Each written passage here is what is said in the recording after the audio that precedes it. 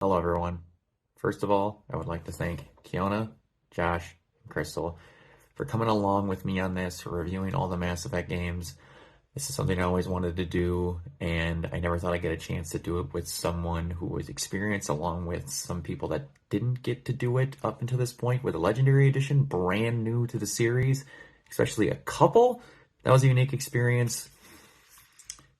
I got a very special and heartfelt request to dedicate this to Crystal's father that passed away, unfortunately, before she was able to finish the third game. Her father, Christopher, who was a huge gamer and a fan of the Mass Effect series. And I would love to do that. I just think there's a person who would be more qualified in this situation to do it. So I'm just gonna let him. Thanks for everybody. Enjoy the video. I'm Mark Meir, the voice of Commander Shepard, and this video is dedicated to the memory of Mass Effect fan Christopher Gillam.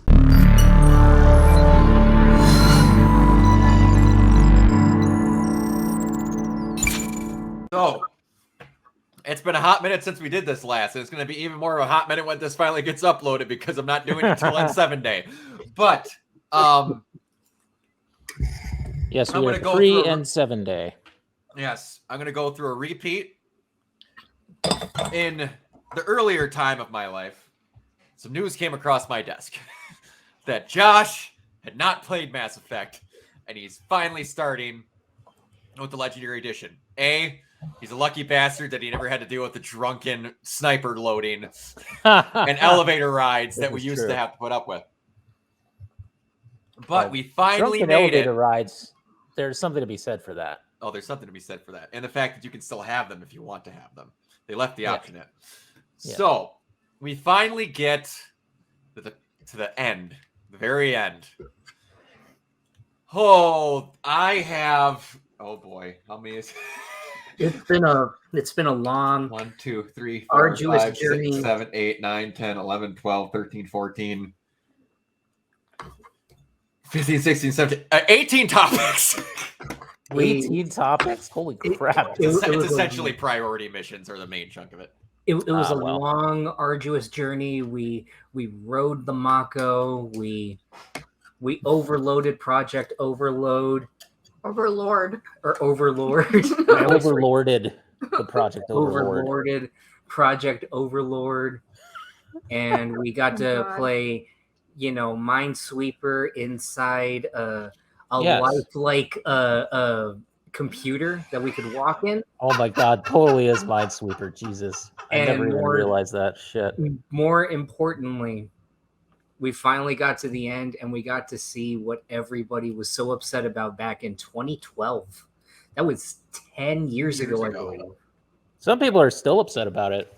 Yes, they are.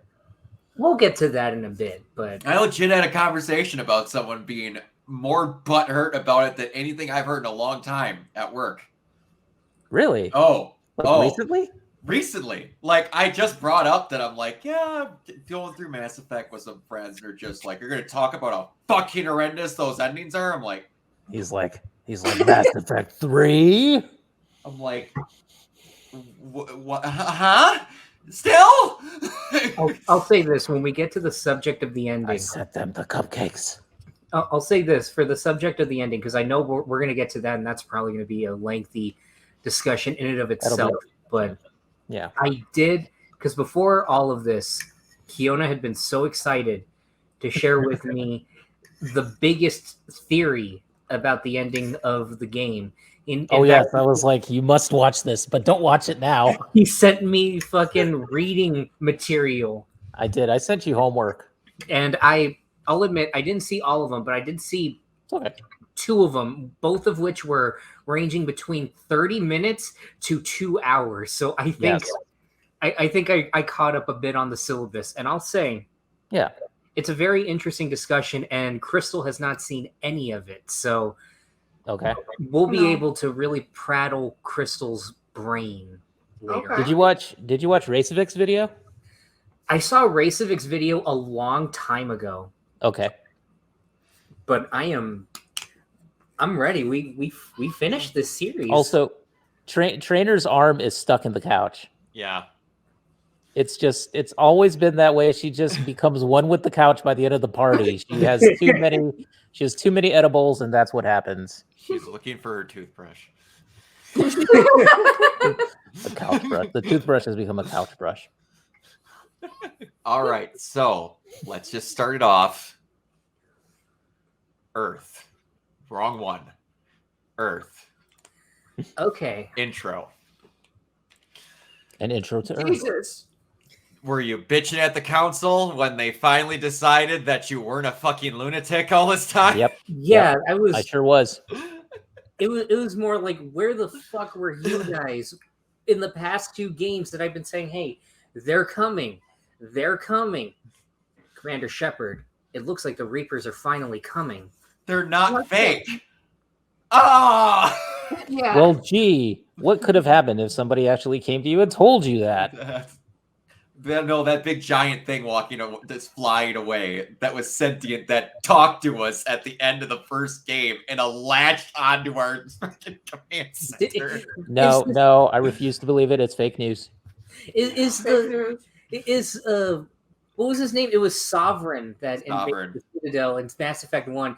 Is Sovereign invading the Citadel like the Mass Effect universe's version of like, the steel beams don't melt with jet fuel? It's bordering on it. It really is. Except metal spiders don't latch on to relay antennas. AIs don't exist. Sovereign was the scout ship. God, just ridiculous. So, on this Earth, before we get too far, you got to meet your first Mass Effect 3 exclusive squad mate, James Vega. What did you think? What did you think of Mr. Freddie Prinze Jr.? Crystal, you take the lead. I absolutely love him. He is big Mexican himbo, and I love it. That's the most accurate description of James I've ever heard. It is. I'll say this. It was, on some level, it's a bit weird having probably the whitest man that ever lived play an extreme Mexican dude. And in all honesty, there are some points where it's like, dude, get a language coach. Yeah, or something like honestly, that, they're like huevos rancheros. Oh my god, Huevos rancheros. I am as coconutty as they come. But even me, there was a point I was just like, dude, just play it. Either go the full Monty and get a dialect coach, or just kind of drop it for a bit and just say that you've been like, I don't know. I was marooned in space for 2 years and I've forgotten my own accent. But regardless of that, James was a lot of fun. I mean, we got Johnny Bravo as the teammate, so.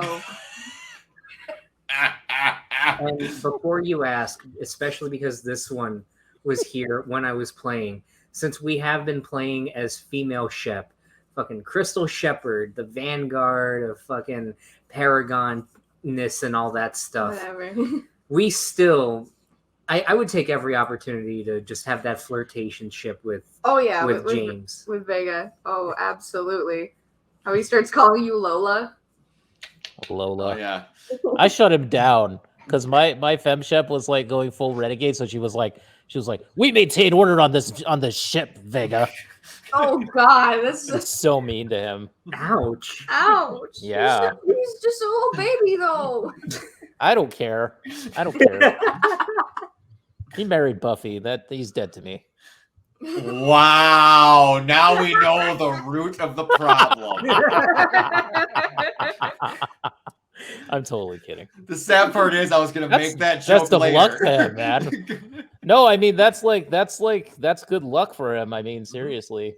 Oh yeah, but all right. So, and they've lasted too, so it's well, that's what happens with similar backgrounds. They all did horror stuff for the longest time. They both did. They were in Scooby-Doo, so they've got that's a life bond right there. That's a life bond. Yes, it's a life bond. All that I'm upset about is that you can't romance him completely.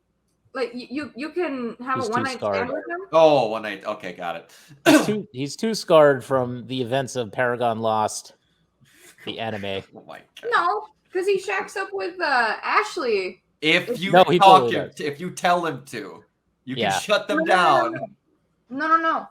No. Even if you flirt with him, if you are in a serious relationship, or like if you're in a serious relationship with another character, he will not romance you or like make any flirt. He'll flirt with you, but on the Citadel mission, he'll start flirting with Ashley. Oh no, I get that, but you can shut him and Ashley down. Like you could be like, guys, I don't think it's a good idea, and then they won't do it. Oh wow, I didn't Yeah. know that. Why would you do that? Why would you You not somebody right before? Especially with the most tightly wound crew member on Yes. the Normandy, and that is saying something considering that we had fucking Liara on there. Yeah, Hey, she is up there. She got really tightly wound the second she became the Space Kingpin. Did you guys get the conversation on the ship where Joker asks about her hair and tennis? Yes. Futzy just said, Joker, that's not okay. Or Liara, just tell him. But anyway, so we get that was one of whole- the funniest bits in the party, by the way. The James Vega and Ashley romance. I was so hilarious. Yes. But, I never got that before because I didn't have Ashley live Exactly. through Vermeer. Well, while you're on Earth, we get the whole shit going down. You get Anderson, and immediately you could tell that movement is slightly different. Do you like the charge? Okay, here's the thing. I guess I'll cover this with all the gameplay. I feel like if this level of gameplay was in Mass Effect 2, it would have been a 10 out of 10. Yeah. Yep. Like, I love the way shooting feels. I love the way that movement feels. There's a weight to it. There's just one thing holding the game back, in my opinion. 3 or 2? Well, I guess in both, because in 2, for me, it was a step in the right direction. The camera was right, but the gameplay didn't have that weight to it. Didn't have that heft. Mm-hmm. It definitely... Mass Effect 1 was not there, but... Oh, yeah, no. Mass Effect 3, it was so close. It was so close to being perfect. But the one thing that holds it back is the goddamn camera. Yeah, it can be super close sometimes. It is so close. And on top of that, there were points where I was bottlenecked and I was trying to get the hell away, but the camera would swing in every other direction that I'm trying to avoid. Gotcha. But no, the movement, it's heavy and it takes some getting used to, but once you do, it feels great. Mm-hmm. Did you get the weird like stuck in corners kind of issue? Yeah. Where like there's, because it's snapped to cover and all that, you kind of like, if there's one little inch of something that's obscuring your way or that's blocking you, that you kind of get tripped up or something, or it's just like it's stuck in that one little corner. Yeah, Which that's is something exactly that I really what would dislike. happen to me. And it didn't happen for a good while, but it happened especially in the last mission. I remember that in multiplayer that bothered the shit out of me, because I just remember playing like multiplayer matches, especially on platinum or something. If you get stuck on some bit of geometry or something in the level, then you're dead. Mm-hmm. Man. Yeah, but multiplayer was really good. I wish that's the one thing that I wish they had brought over with Legendary. I know that they can't, but you know, it would have been too much. But still, we still got the old Mass Effect 3 build if you want to go back and play the multiplayer. You'll get a new version of it with 4. Yeah. They've had it in the only game that's come after it. They had multiplayer in it too, and it was actually really good. Yeah. But all right. So did you expect it to go to shit on Earth as fast as it did? I mean, I expected there to be a rising action. I didn't expect it to suddenly be bam, we're here. Mm-hmm. Yeah. Yeah. It was not joking around, and One of my all-time favorite moments in the entire series is in the first hour of that game. It's the Normandy coming back into frame to pick you up. I think you literally screamed when that happened. Yeah, I was like, when the Normandy's theme kicks in, and then the bat kicks out, and Anderson and everybody is gunning people down, and he's like, "Welcome back in action, soldier." I'm like, ah! I'm so happy. That Normandy theme is so fucking good. It is.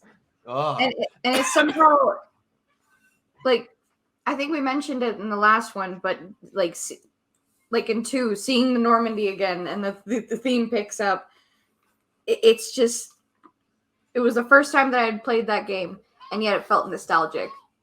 And I felt the same thing with 3.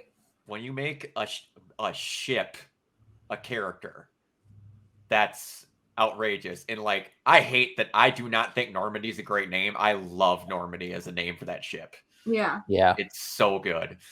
And then it's got the new slick paint job with the Alliance colors too. And blue's my favorite color, so I was like, yes! My baby's looking good. But yeah, and were you also expecting them to leave Earth without Anderson? No, actually, no. I was like, you no, might get him as a squad mate? Were you thinking you might get him as a squad mate? I wasn't thinking that, but I was thinking that he would at least take on a role similar to Admiral Hackett, like, you know, elsewhere. Gotcha. Yeah, it was different, but I was like, that is the thing that Anderson would do. I was like, that makes sense. And he's just like, you can't. Then right before they leave, one of my favorite things, he's like, I'm not in the army anymore. He's like, consider yourself reinstated. Just chucks his dog tags at him. He was waiting to throw him back into the fire. It's just like, at any moment, I'm getting you back into the army, into the Alliance. But okay, so that was pretty close, and we're done. Now, we're gonna go into all the shit on Mars because that happens immediately. Well, yeah. Before we get there, I can't overstate enough Crystal's visceral reaction to the opening. Just as we're making our way to the Normandy and everything like that. And then we see the child. The kid. And then the child just gets fucking melted. Yeah. It was one of those, like, Ned Stark moments where you're like, oh, this is how it is. Okay. Wonderful. And me, I'm over here grinning ear to ear because I love it in media when they kill children. Okay, don't take that out of context. But that's going to be in the notes for the video. Josh Lozano, big fan of child murder. It's because, you know, children are always the biggest taboo when it comes to like horror and action and all that. And the second that you kill a kid, it always has to be tasteful too. Because I remember when Modern Warfare 3 did that. And I'm one of those people that was like, oh, that was just for shock value. But in this, it really does set the tone. Like even the Reapers invading, you know, at that point, it's still like kind of big, bombastic. It's cinematic. And it's one of those feelings where you do feel like Uncharted has those moments where it's like, all right, we're going to get a little bit, you know, Uncharted-y here. Yeah. But the second that the kid is introduced and then he gets melted, that is the point where it's like, no, these stakes are real. They are sizzling and they are medium rare. You are going to experience some heavy emotions. Yep. Did you like the pre-Hans Zimmer that the Reapers have? Wow. Yeah. That gave Crystal flashbacks. To War of the Worlds. Oh. That makes sense. That makes sense. The Clint Mansell score that happens right as you're leaving Earth too. This game? Well, he did the main theme of like when you're leaving Earth. Oh, so that kind of mournful theme right when the kid dies and then you're just leaving Earth. Oh yeah. Yep. He's the one that does all the bloms. That you get to hear so much while you're exploring planets. Oh God, I got so tired of hearing it every single time when I'm scanning. Oh, I got so good at hanging out on edges and remembering where all the stuff was, where I would just jet in and jet out after a while. Yeah, exactly. Yeah. Yeah. That's how you do it. Like having to go to each one. Yes. We still never got fully everything. We didn't? We didn't get to build our war assets to the absolute green, but I wanted to. Yeah. It's easier than it used to be because you used to require to be playing multiplayer. You had to do multiplayer back then, yeah. Wow. Yep. But it was co-op multiplayer, so it wasn't like you weren't killing each other; you were killing all the Reapers and whatnot. Oh, that's kind of cool, though. Wait, then who are you playing as? Characters. Different characters that were all considered N7 levels, so like Shepard's level. But you had like you could play as the aliens too. You could play as Batarians. You could play as a Volus who had biotic powers. And you could play as one of like the Phantoms as well. You know, the Phantom ninjas that come at you. You could actually play as a Phantom with the sword and everything, and you could play as that was like the N7. The N7 Fury was one of my favorites because you just got in there with your like what was that called? Like dark matter or like dark void or something. But you still couldn't play as an Elcor, I guess. Yeah, you still couldn't play as an Elcor. That was one of the things. Like you couldn't play as Elcor, you couldn't play as Blasto, which I how cool would that have somebody would have been? modded that in. How cool would that have been if we were able to play as an Elcor and you're just basically a tank?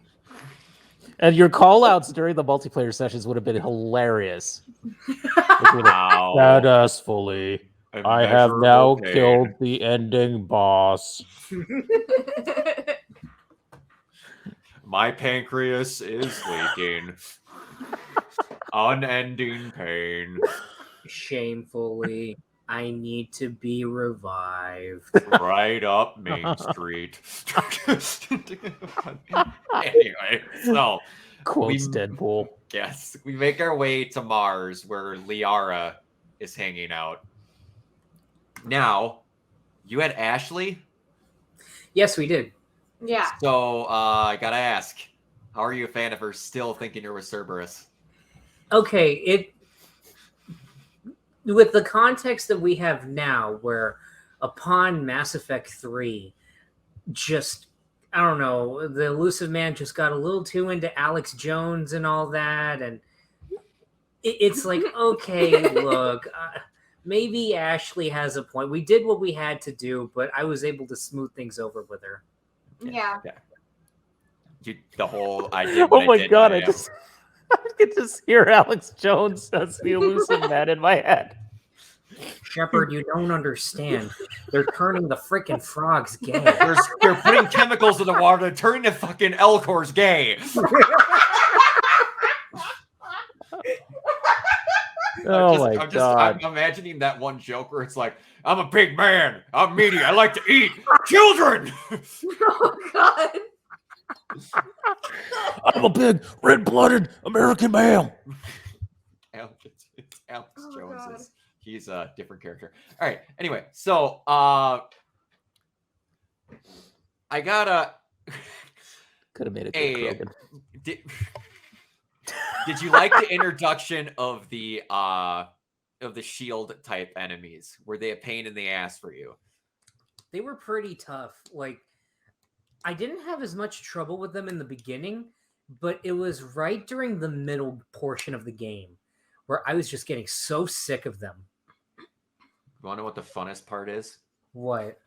There is a rifle in the game called the Kashek pole rifle. Oh yes. And you the mailbox shot them. If you charge that and mailbox shot them, you'll instant kill, headshot them every time. But if you charge shot with that and you hit them in the shield, it knocks it away. I had the option to buy that, but I didn't.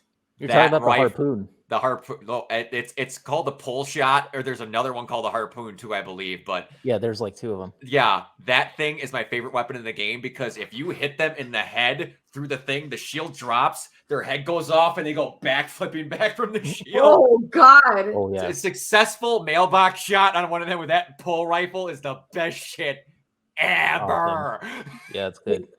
If I'm being honest, like my main loadout for the game was I forget the name of the sniper rifle, but it was one of those ones where it lets out one really big shot, but it takes forever to reload.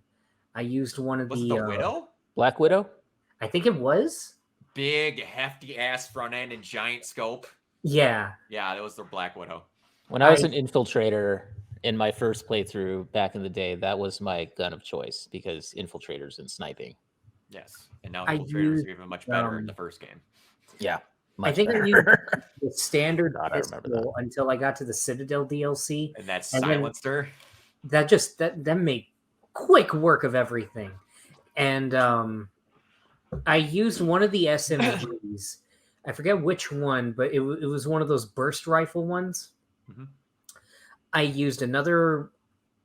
I basically just used like the machine gun that felt more like a.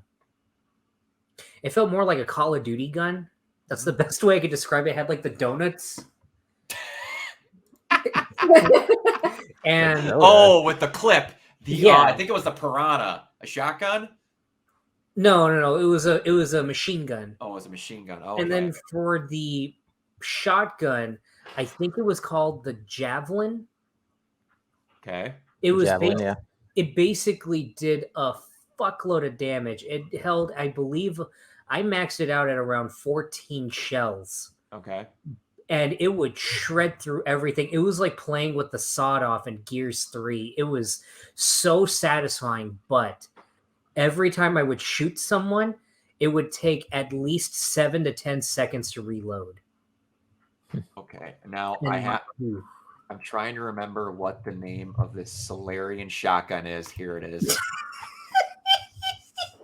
The Venom shotgun. The Venom shotgun, yeah. It is the best gun in the entire game, in my opinion, because it's not a shotgun, it's a fucking grenade launcher. Oh. It's a charge-up shot that you shoot that sticks to an enemy and then disperses into projectile explosives.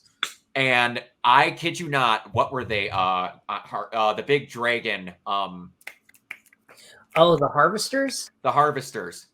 Mm-hmm. On the near hardest difficulties, 2 to 3 shots, they're done. You can one-shot kill one of those if you max that thing out and hit it with a full burst. You ever play it again, take the Venom shotgun, max it, that thing is broken.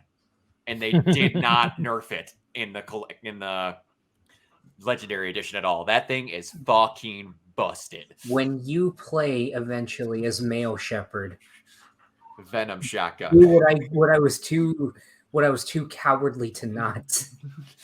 Venom shotgun. I will send you some messages about some loadouts that I tried, and then we can experiment with some stuff. But there, I just sent you the message of it. But anyway, so what did you think of what was her name? Dr. Ava. I think her name was Dr. Ava. Oh my god, remind me of Dr. Ava again. Was that the one that becomes Edie? I mean, oh yeah. Well, I think Crystal summed up that model with one thing later on where I said, Mass Effect 3 has its problems, but I really do like it. And you had said, do you remember what you said? No, what did You're I like, say? well, I know why you like it. It's very top heavy.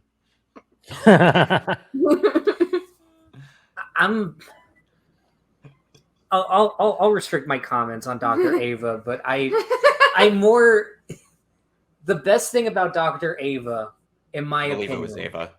Dr. Ava Core or Ava Core or something. Something like that. But anyway, go ahead. It was when she gets killed. Well, killed.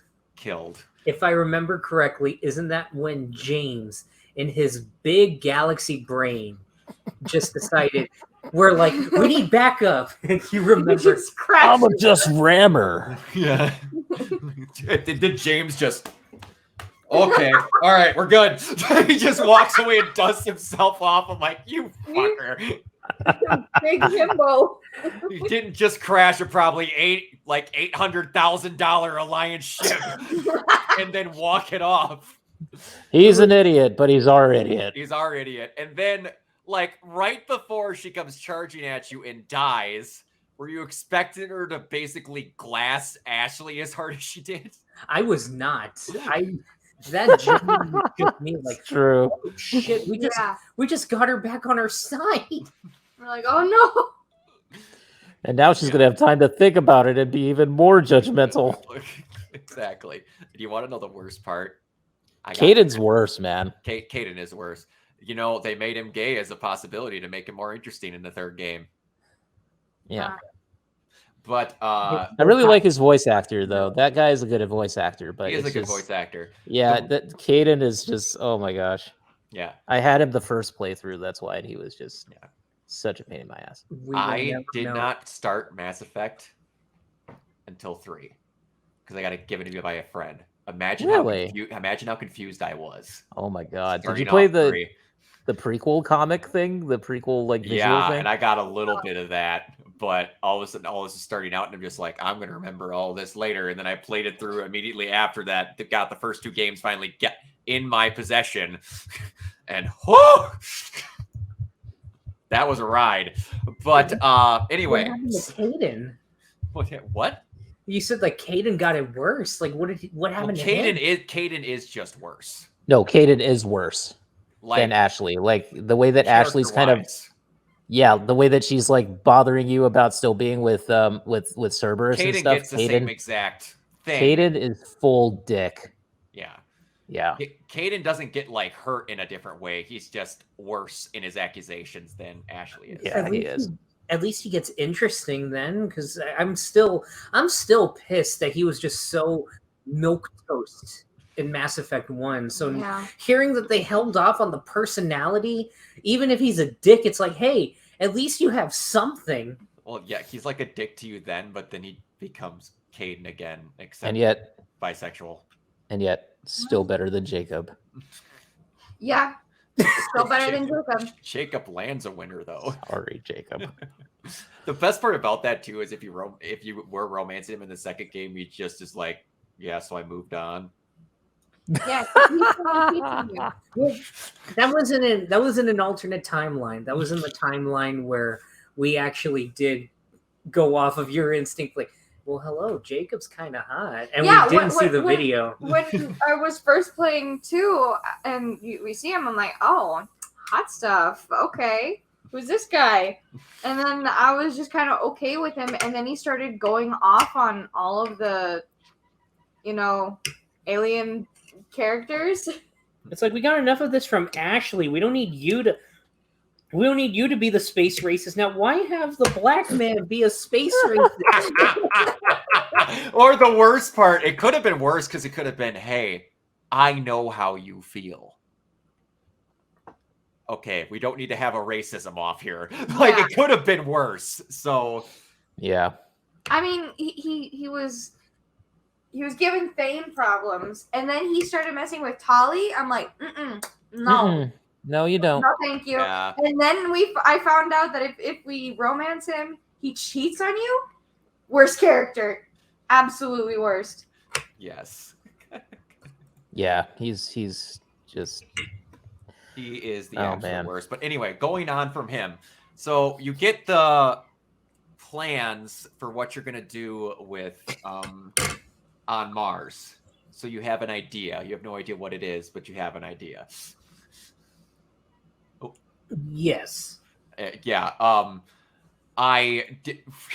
Well, so I don't remember exactly, but I don't think you know a ton of what it is at first. It's been a hot minute since I played 3. If I remember, it was basically they tell us, hey, there might be something there. Yeah, she found plans, and you need to decipher them, and then she gets it isn't until I think we get back to the Normandy that Hackett, I believe, clues us in, like, okay, so this is the Crucible. Yeah, exactly. This is going to be our big key to the Reapers. Cool. How do we build it? See, here's the thing, Shepard. You're going to have to basically just bring everybody together, stop all the civil wars. Yeah, solve all the problems that you've been accumulating and hearing about. Every problem in the galaxy, and then only while Earth is burning to a crisp. Yeah. But no pressure. No pressure. Also, Citadel, Conduit, Crucible. Somebody's really obsessed with the letter C. Yeah. Oh, man. It works. There's a lot of important words that have C's. Cerberus. But all right, A few of them so immediately come to mind. yes, you guys get to the home moon of your romance not long after. Yes. How was your opinions on getting to be on the home moon of? Oh my goodness, I've been looking at that the whole time and I never noticed. Oh, I what it totally was. saw that. Yeah. It was a gift from one of That's our what I thought. closest friends for Crystal's birthday. That's spectacular. Gotta How get the happy Garrus. were you to have Garrus back? It was really nice, although I'll admit, yeah, the tone just in general, it's like, oh hey Garrus, I fucking missed you, man. We fucked you in the last game. Oh no. Oh no. War. It sucks though. Mass genocide No. of your people. I'm sorry. Not time to bring up the horny. Got it. Cool. Yeah. We'll talk about Reach and I'll leave you to your calibrations. Yeah. Calibrate your home world. Calibrate your home world later. It was emotional, and I'll admit that was the point where I started to realize, oh, the gameplay loop might start to get repetitive, but once you get to those story beats, it makes it so worth it. Just the little bits of just seeing the gore and the the casualties on Palaven. Oh, it hit really hard. All right. I'm going to let you guys talk for a little bit. I will actually be right back. So you guys go ahead and talk about Paladin. He's gone. So he's gone. He's gone. He left us. He left us. 2, Jurassic 3. Park moment. Yeah. So, what did you guys think of Palaven? Because that's a pretty war-torn place when you get there, and then you got to help out the general guy, the admiral guy. What's his name? It wasn't Chorus. No, it was. Wait, hold on. I gotta look this up here. I can't remember. I can't remember either. Turian General. This is the worst thing because we played it in 2 really big chunks and they were spread out amongst 6 months. But I still remember Victus. That's what it was. Yeah. If I remember correctly, we really tried to help out Victus as much as we can. Mm-hmm. Same here. And like I said, it was just in general, it was like the first real look at how the war was just affecting everyone. Yeah. And I think it was the fact that we romanced Garrus that made it so much more impactful. Just with that being the first world, just the fact that, I'll admit, in our times romancing Garrus, and literally the second that you heard his voice and you were just like, I told myself, I cannot wait. I feel like we're going to get an opportunity to see at least more of where he's from. And then we go there and it's such a shithole. Yeah. If there's... Well, it is the moon, I think. Palaven is the moon of their homeworld, so it's not quite their... It is. They talk. I believe it was Garrus points out, in one of the massive craters that's burning, that's where he grew up. Yeah. Yeah. Yeah. If there's one thing that I had wished out of all 3 games is just to see more of their cultures, what their worlds are like. But we never really see that. We kind of see it with the Asari. You see it the most with the most you got out of, I would say, of the 3 that you got to read the most about or see the most about was Asari, Krogan, and Quarian. Yeah. Yeah. Quarian definitely, but Turian, we don't see anything. We see nothing from the Elcor. Nothing from Solarians aside from that one side mission about how they procreate and helping them to save some eggs or something. Do you remember that one? I think that was the Krogan.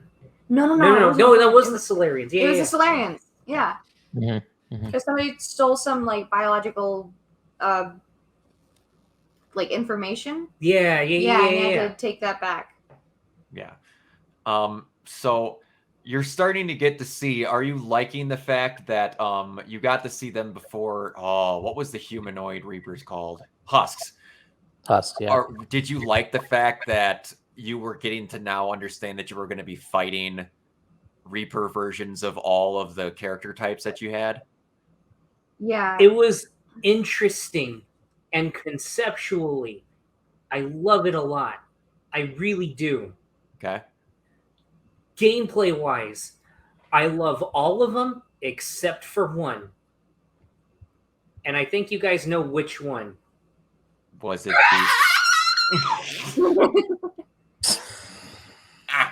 That was it. That was. I don't even need to say That anything. was it. No. I know who you're talking about. I literally because that last one of the final missions is so frustrating. I literally told Josh what to do to get out of that mission because I was just like, man, they just keep throwing banshees at you. I'm going to save you the trouble. And that's the thing. I'm telling you right now, again on my advice, swear by that Venom shotgun. Mm-hmm. One shot and they're down 75% shield past half and down to health. That thing murders. Yeah. All large enemies. Swear by that thing. But you start to get a little bit of mix of stuff here too with figuring everything out. Mm-hmm. Were you expecting that you were going to, in the midst of this shitstorm, be between the Turians, the Solarians, and the Krogans, basically negotiating the cure for the genophage? I was not ready for that. Not in the slightest. Oh yeah, they just throw you right in the middle of that. They're like, "Here you go, Shepard, solve this." Yeah, well, I'm not going to like it until he's done, and I'm not helping him until they cure the thing that we've been trying to get fixed as a problem for. I really did. I really did like the fact that they were touching on that because that was, in my opinion, one of the most intriguing, like, overarching conflicts in the whole trilogy. Just how it got this brief mention in Mass Effect 1 that only has major weight when it comes to, Rex and whether or not he'll betray you or not, to, hey, we're actively working to, like, try and fix this in Mass Effect 2, and getting to see a little bit more of the seedier side of it, and even seeing how Morden was somewhat involved, and then coming to Mass Effect 3, it's like, okay, this plot line that's been, like, this little story beat that's been building in all three games, now it's coming to its breaking point. Mm-hmm. Yeah. Mm-hmm. So we can kind of get, I suppose we'll skip to it. Were you expecting to see full-grown, like, actual females of the Krogan species when you got to Surkesh? That was weird. Yeah, that was weird. It was awesome. Yeah, you get to see female Krogans and female Turians in this game, and that was a big thing. I was like, that was a big deal back in the day. Whoa! Like, really? People were really, like, clamoring for that. They were like, where are the female Turians and where are the female Krogans? Where are the... Like, we've seen too many Brogans. Now let's see the... We still never saw the Solarian females, did we? Except for the Delatrat. They really don't look that much different, though. Yeah, they don't. There's not much difference. That's the fair point. Like, the female Krogans, that is their whole head's different. Their head's huge. But yeah, because they use their brains more. So this is where I will diverge with this, because I wanted to make sure that I did everything right. Okay. So I didn't even do the priority mission on wait, no, that's somewhere else. Okay, so Surkesh, yeah. Yes. Where they rescue the Krogan female. Yeah. Okay, yeah. Yeah. It's also pretty much one of the multiplayer maps. Which, it was really cool. Yes. If I remember correctly, it was pretty cool that we got to see the general. Oh, from the first game? Yes. Yeah. If you do everything right, you get to see him. Because you have to do a lot of extra behind-the-scenes bullshit or he dies. And I didn't even realize that, but when I got there and I saw him, it was just like, oh my god, you really did hold the line. Major Kirahi. Yes. And then just after we finish up, he's just like, Commander Shepard, I really did admire the way you held the line, so I will hold the line with you on the Crucible. He's such a goof. I love him. Just hold the line. Hold the line. If I remember, this was also the point that we got to see Morden again, right? It is. Because Morden was the spy that was leaking videos to the Krogans to show that they were experimenting on females. It was such a delight to have Morden back. He was probably like my second favorite character introduced in Mass Effect 2. Yeah. And I'll admit, I do hear the voice difference a little bit with William. You can hear a little bit of a difference here in this game, yeah, compared to 2. He still does an amazing job. Mm-hmm. Yeah, it's like perfect. It's as perfect as you're going to get. It's as perfect as the fact that I didn't realize they were different until we talked about it. And I realized it got pointed out to me. But you know, what was interesting with my playthrough, my original playthrough, was that Morden died in the vents in Mass Effect 2 during the suicide mission for me. Oh wow! So when I got to Surkesh, it was actually this other scientist, Solarian, that was called Scientist Solarian, that was called Paddock Wicks, and he took over for Morden. So yeah, there's a lot there was no Morden. There's a lot of rando replacements if you've managed to get a ton of people killed. Yeah, because that was actually another reason why the squad is super small in 3. There was an interview around the time of the Legendary Edition introducing that they created that problem themselves when they made so many characters in 2 and then made them all available to die at the end of the game.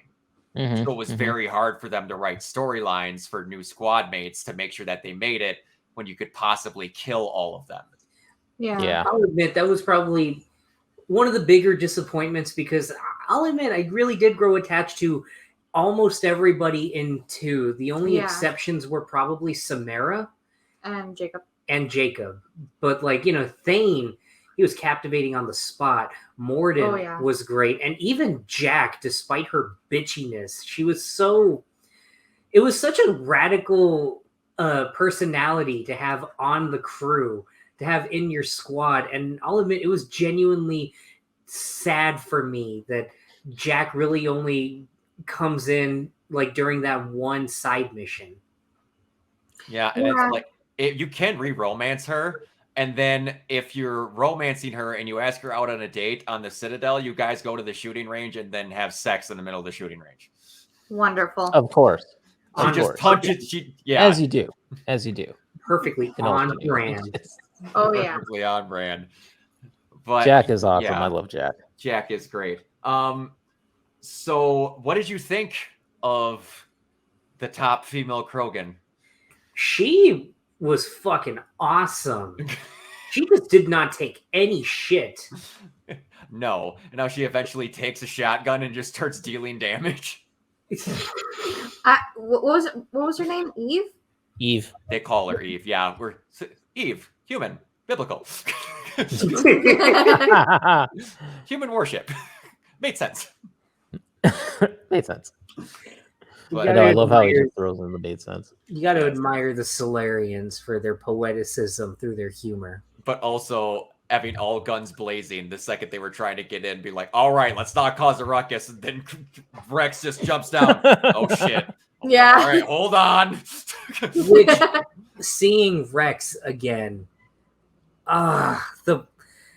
it really does suck that he was not on our squad, or Grunt, but yeah, and the joy. Well, he is on our squad for a little while. We'll get to that. Yes, but yes. The joy that comes in the second Rex is just like, hey. And it's just like, hey! Shepard. It's the same relationship as what is it? It's when he Dylan, you son of a bitch. Yes. Yes. That's pretty much what it was. I watched that recently. I forgot just how bro-y that movie is. I love it so much, man. But yeah, that you get to have the good introduction there. You get a little bit of all the different ways you could fight all the Cerberus troops. Did you have Liara on your squad? On our Not for squad that where? question. I Guys. had James, and I think I did have Liara.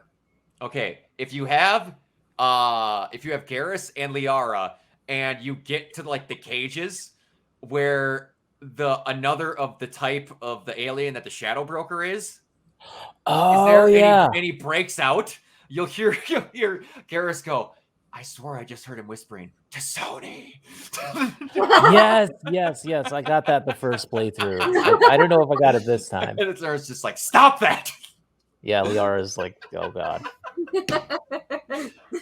That's funny. Yes. Were you? Oh, by the way, were you used to scanning each and every inch of the areas now that you realize you could pick up weapon upgrades and just pistols and stuff off the ground now?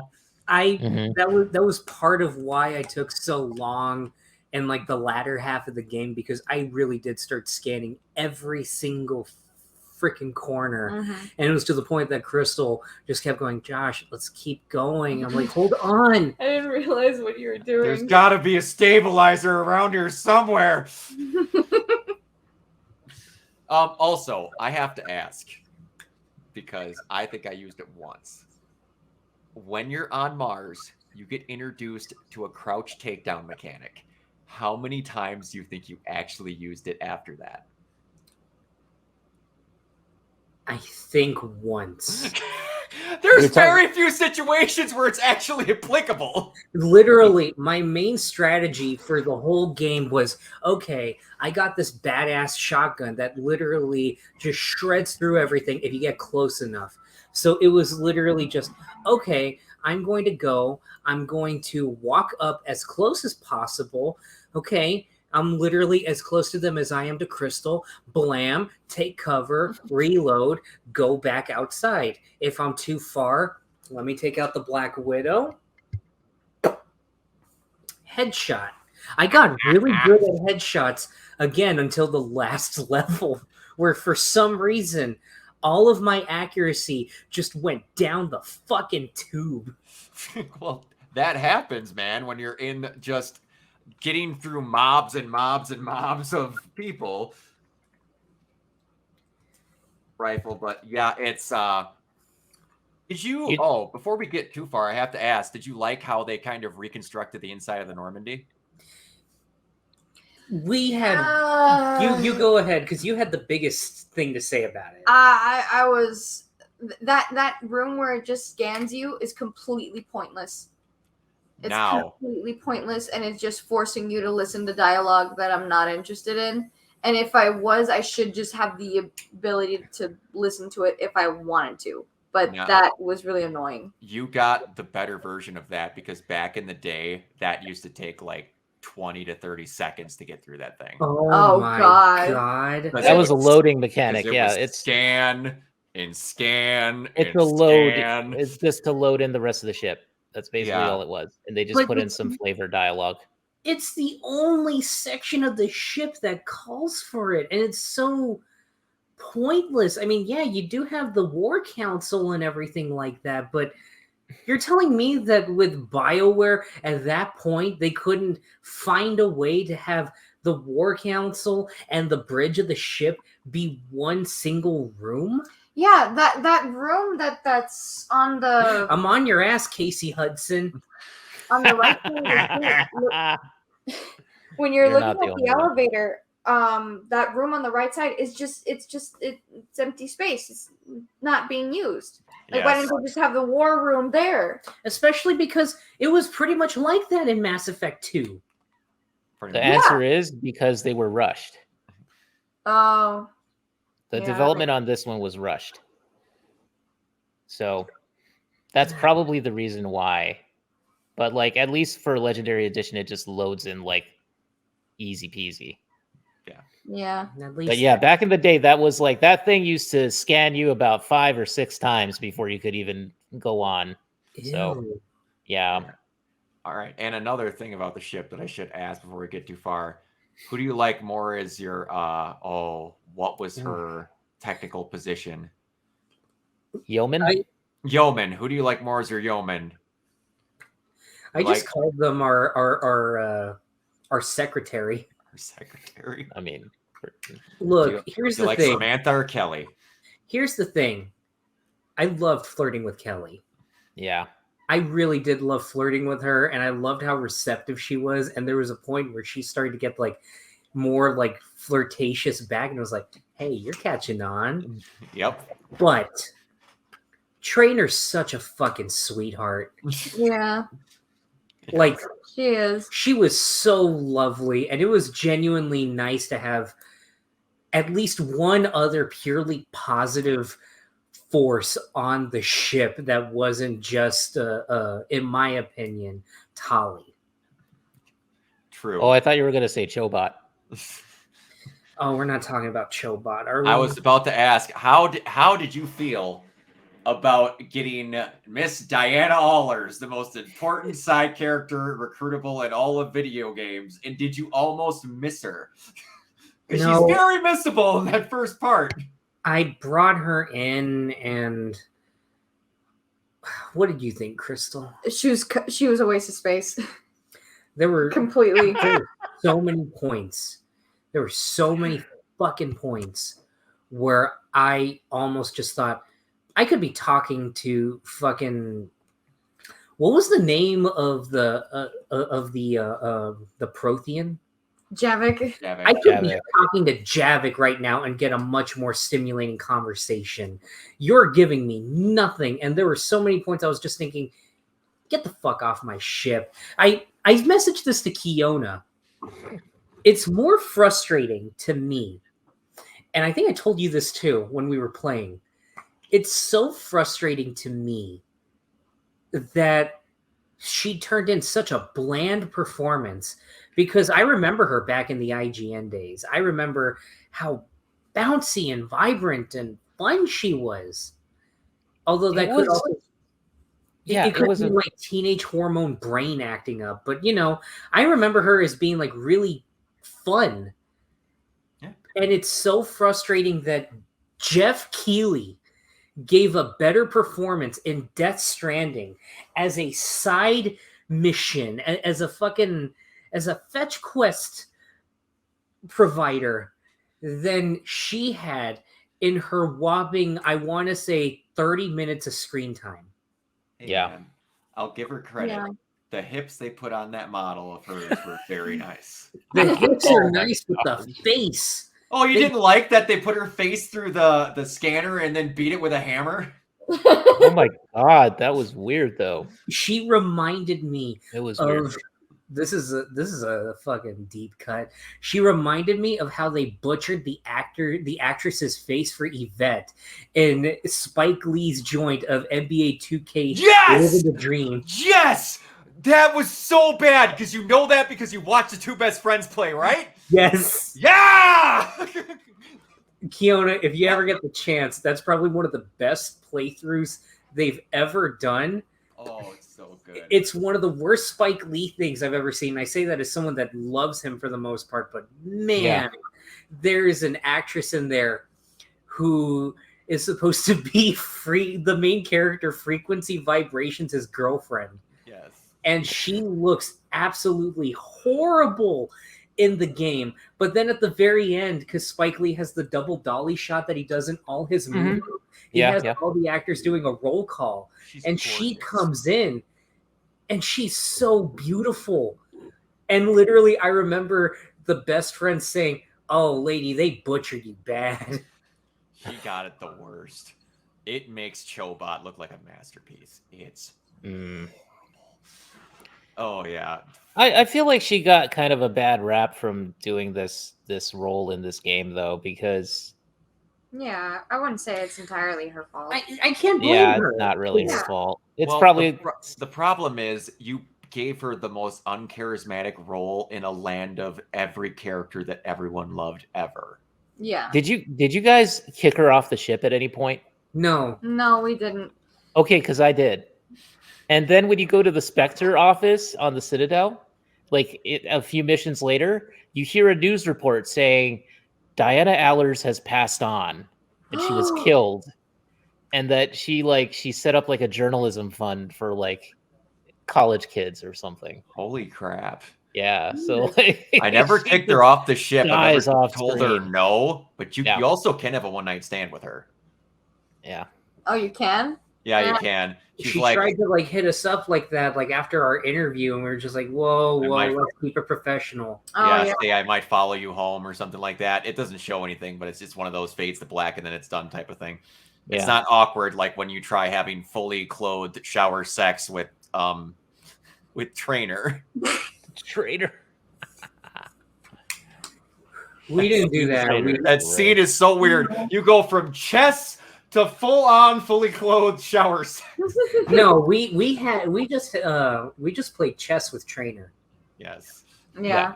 The best part is watching Shepard try to explain strategy. You put the pawns out first. They're your infantry. You do this. That's not how chess works. Oh yes, it's good. All right, so one of my favorite missions, one of my favorite planets, I should say. Tachanka. Yes. This is what I was talking about earlier on Surkesh. Like, I didn't do priority Tachanka first. Oh, and okay. I was scared to, because normally you pick a planet and then you just go to that mission. So for a long time, I did everything else but Tachanka. I went to go to Jack. I saved the students there. I went to fucking everywhere else. That's when I started doing the side missions, and that'll be probably my biggest complaint about this game, aside from everything else that I've said already. There's too many fucking side missions. There's way too many side missions. And you can fail them if you do a priority mission too soon. Yeah. Like, I read about that, and I remember I asked Kiona, like, what do I do? What do I do? And he said, just do everything that you can before you do the priorities, because he told me that Jack could die. Well, if you do not get to Jack, or you wait too long to get to Jack, you then, when you're going inside of the Cerberus base, she has been taken captive and is turned into one of the cyborg ninjas, and you fight her. She becomes a phantom. The same thing happens if you don't wake up Legion. You fight him later. Mm-hmm. Oh my god. Yeah. I don't remember what he's called. I don't know if he's called Legion, but you see him with a sniper rifle and the N7 stripe and the whole shit. There's a couple. They twist the knife in this game. Like, if you don't do it correctly, they twist the knife in you. It really does punish you for not loving your squad mates enough. Do you like Jack's redesign? Oh, I love it. It's so much better, in my opinion, than the second game. Jack is one of the ones that shows when they were doing the Legendary Edition. When they got to the third game, they're like, how about hair textures? Yes. Because her hair didn't look anywhere near that good in the original. None of theirs did. Really? Hers and Miranda's look great. They didn't look anything like that before. She just had blank, like brown hair. She didn't have the streaks, the highlights, none of that shit. It never looked that detailed. That's right. Not at all. Not even close. We really lucked out. Yeah, you got the very best first experience. Yeah, you did. Yeah. It's kind of nuts. So we get to Tachanka. Did you do all the side missions with the Turians? Yes. Okay. Yes. Yes. Okay. Just want to make sure. Victus's son. And I made sure. Primarch Victus's son. Yes. Yeah, I made sure that I took care of all of them. I took care of the bomb there. Yeah, I pretty much did everything I could before I got to priority Tachanka, because I really did want the best possible outcome. Okay. But good. It all comes down to our choices. Yes. let's hear it. Okay. Well, you guys know my original name for this, but we did cure the genophage. Had to be me. Someone else might have got it wrong. It's so sad with Morgan. Yeah. He went out of hero. Yeah. Oh, that scene. Oh. And then just the fact that afterwards, like, did you tell, by the way, before we get too far, did you tell them point blank that the Solarian Delatras was trying to get you to fuck them over? Yes. Okay. All right. In my experience in Mass Effect, there were 2 races that just kept fucking everything up. Well, technically 3, but we'll get to that later. But there were 2 races that were just constantly on the, yeah, but what if we're still on the right side of history? And that was the Asari, and that was the Solarians. Mm-hmm. And the fact that, I'll admit, when they got on my ship and they kept trying to like push it, like, but we should kill the savages. And I took every renegade option possible. Like, you shut that shit down. You're on my ship. I may be doing nothing but Paragon, but I will put my foot down. Oh yeah. Yes, absolutely. And again, we're gonna get to the stuff with Morden. How fucking cool was the Thresher Maw on a Reaper? That was one of the best moments in the entire series. Was that not the shit? Yes, it was. That made Kalarasha. up for the fight in Mass Effect 2.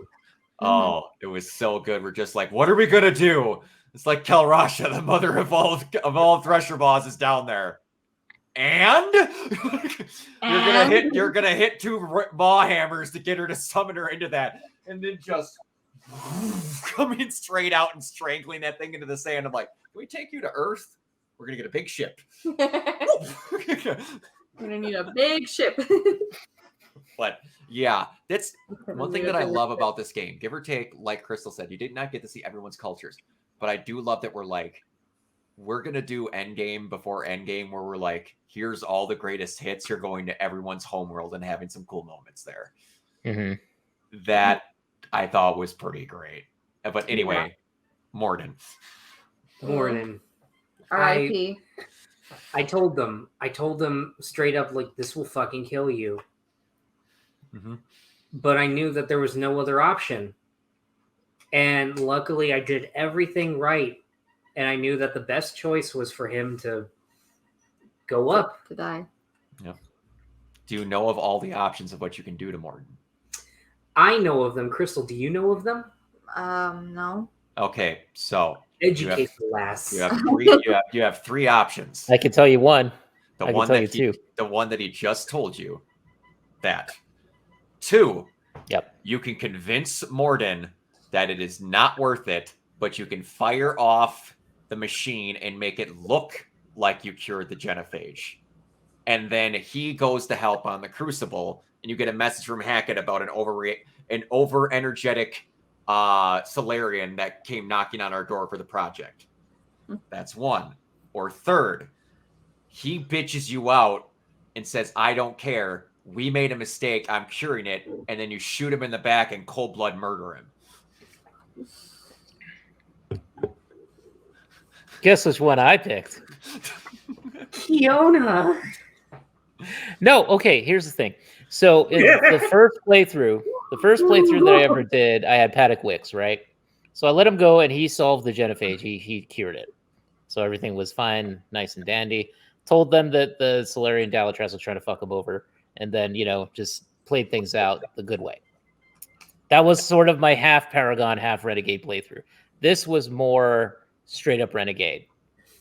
So I made the decision that I was going to be like, okay, I'm going to be just this cold-hearted shepherd who just wants things done. Doesn't matter how they get done, they're just going to get done. So instead of, and let me tell you this, the cool thing about it is that as a player and as the character, you can tell the guilt is worming its way into Shepard as you're doing this. So like every single time that Eve turns to you and says, it looks like there's something on your mind, Commander. Would you like to share? And you're like, no. And you just turn away and just the camera just lingers on Shepard. It's really good. Like, it's good animation for its time, especially. Mm-hmm. So like, anyway, when you get to that point where Morden is just completely yelling at you and he's just like, no, I'm going to cure it. I made a mistake. Yes. Which was I great made acting. a mistake line is fantastic. And then you get in there and you're like, you know what? You're done. You're not going to do this. Like, my shepherd is like, you cannot do this. I need the Solarians. And he's like, he's just going to go and do it anyway. So then take out your gun. You're ready to shoot him. He's like, no, I don't care. And you shoot him in the gut. and then you shoot him through the back into the gut, and then he into the still gut, crawls to and the he elevator. still crawls to the elevator, and as he's going up, tries. he's going up the elevator, and then like Shepard turns around and just tosses the gun aside, like, God damn it, like, why do I have to do this? Yep. Yeah, it's incredibly well done. Yeah. And then you have that moment where Morden just like he's crawling to the console. He's like, it had to be me, and he just bleeds out slowly and just dies. No. Oh my god. And then you go back and tell the Krogans that the genophage is cured. Yes. And then you go back and you're like, and all the Krogans are happy, but the music is so somber when you do this version of it. And Shepard, sees like the spores or whatever, like the little sparkly things come and just land on her hand, and just nothing happens, and it's like all just completely the opposite. But the best part, and I don't remember how long it takes, but on a random trip when you go back to the Citadel, yes, Rex will have found out that you fucked him over, and he will charge at you with a shotgun, and then Rex is gunned down by Citadel security. Oh no, he's not gunned down by Citadel security. That's the version I got. Well, for me, guess who did it? It was me. My Shepard shot the shit out of Rex. In cold blood, kills him. I'm assuming we played it the right way. We played it the absolute Paragon way. Well, here's the thing, though. Like, I mean, I gotta admit, though, it's interesting because it's like I said, they don't present it as necessarily like evil, but it's just you got to get things done, and you're gonna get them done no matter what you do.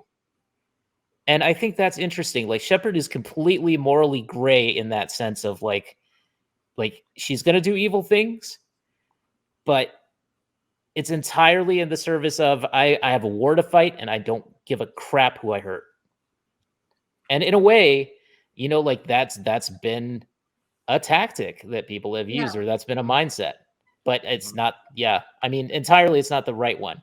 But I'm just saying that in terms of the game itself, it's interesting that they present it as that. I'll admit, there was a part of me that was still upset after curing the genophage and just seeing the happiness on the Krogans, and the Turians were being Turians about it, but we have Garrus and he'll trust us no matter what, so fuck everybody else. Yeah. But then we get bitched out by the Solarians afterwards, like, do you not realize what you've done? You've made a powerful enemy today, Shepard. And then literally, I want to say after like a couple of the priority missions, the Solarians are suddenly like, you know what, Shepard? Maybe we were wrong. We'll still help out. Yeah. Because, eventually the pansies of the universe, the Solarians, get over it. They have to with their short lifespans. Yes. That's true. Life is literally too short. It is. All right, now we've got a double whammy of topics here because you go back after Tuchanka to the Citadel.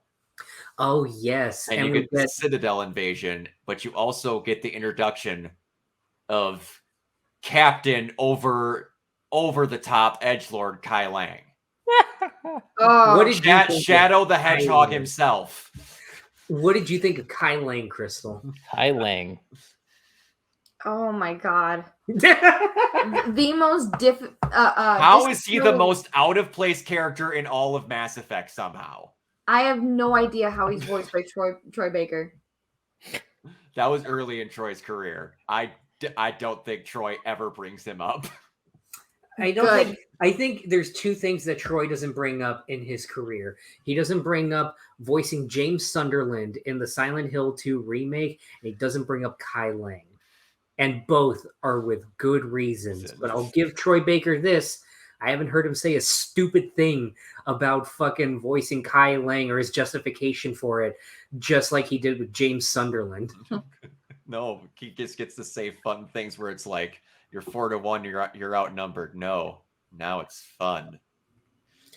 The thing is, Kai Lang is there just to be the nemesis for killing Thane. I get that, but like, man, you need to read some of the Mass Effect comics. There's literally a moment where he thinks he's getting at a family because he ate their cereal.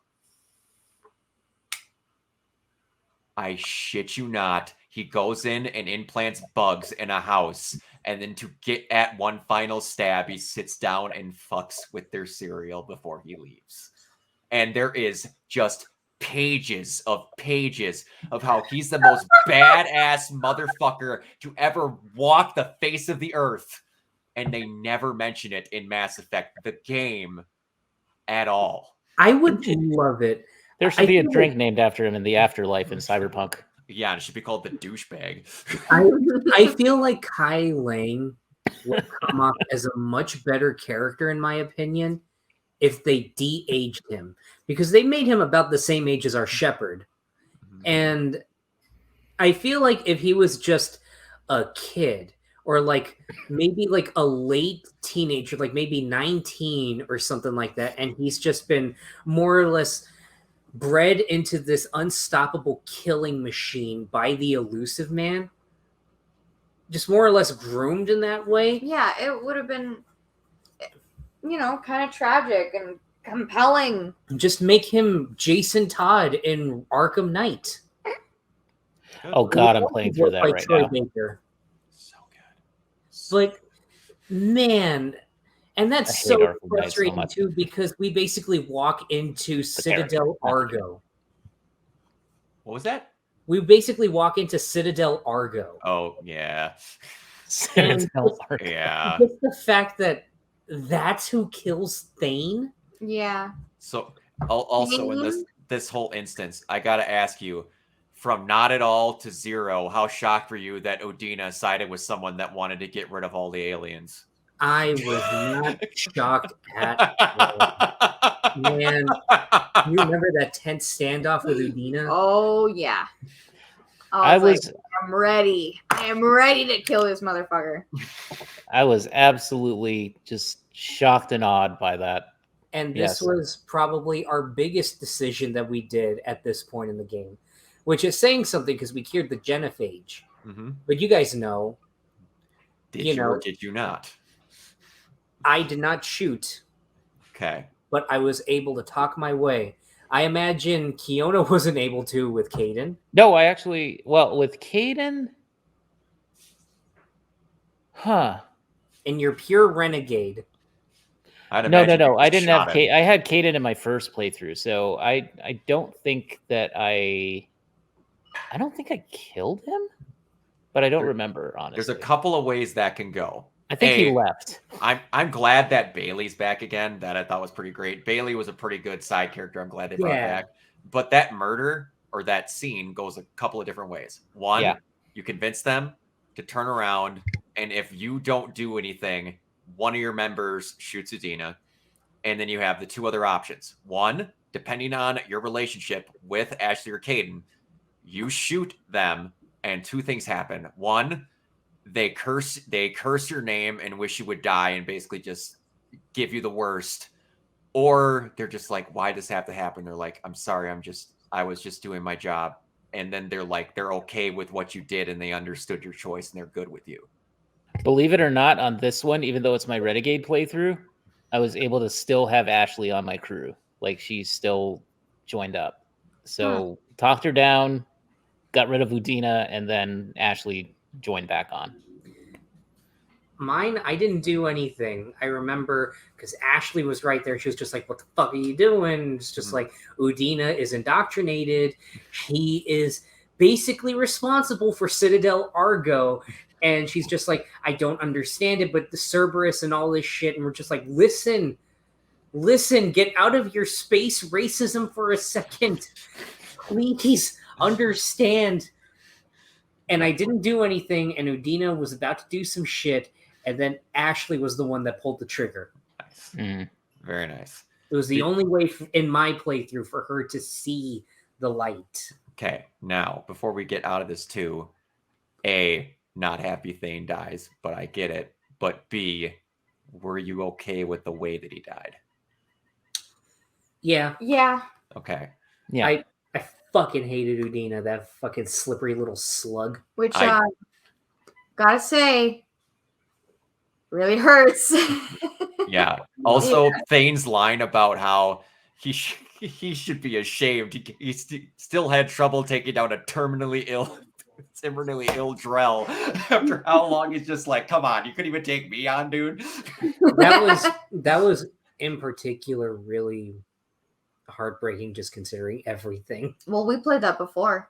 But then afterwards, it just because we had booted up Mass Effect. I think that was roughly around the time that we stopped because I got so overwhelmed with the fucking side missions. I remember we were playing that back at the apartment. Yeah. Mm-hmm. So jumping back in, we get on the Normandy. It was literally like a few months ago that we started jumping back in. And literally the second I go down to the memorial section, I just go, oh man. And then Crystal looks, what's going? Oh, and then we see Thane. His name on there. Did you get the little prayer session with him and his son? Yes. Yeah. Dude, when they say that prayer, and he's just like, why would he say that? He wasn't saying that about himself, Commander. He was saying that about you. Mm-hmm. Just like, oh,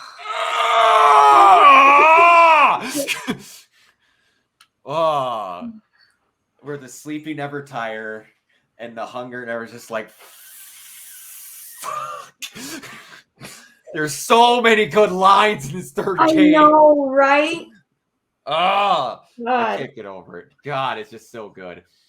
But I suppose before we get on with too much, what were some of your favorite little Citadel moments throughout this?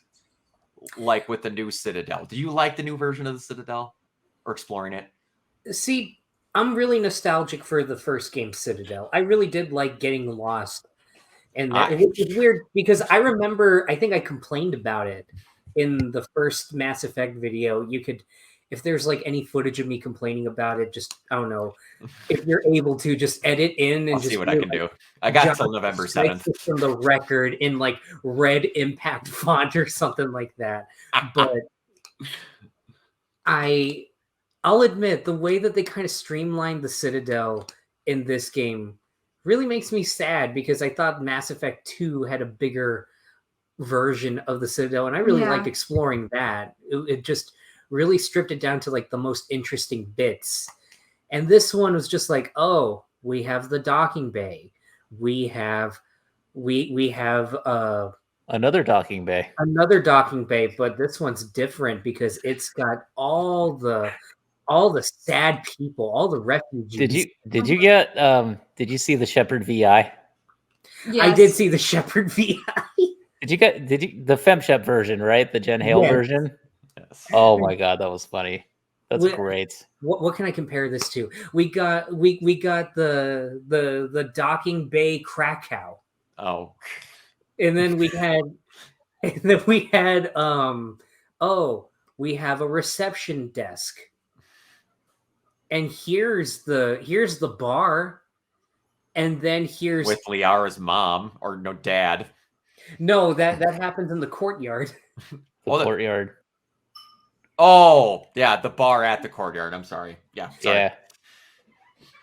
I'll say it did disappoint me, but the character moments on there were great. Oh, yeah.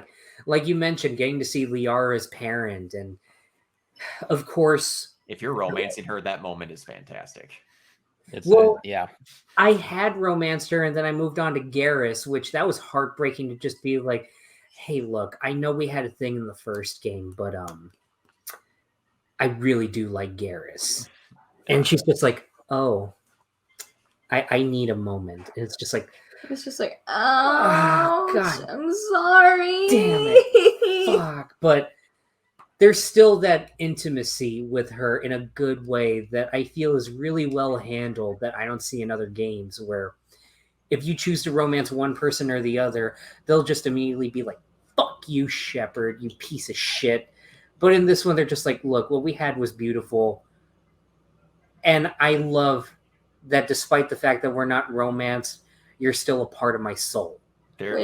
There's a moment, one of the most heartbreaking ones, and you have to do it correctly to not get this character killed, is if you romance Miranda in 2, And then when you go to visit her on the Citadel, she'll ask you how you guys feel.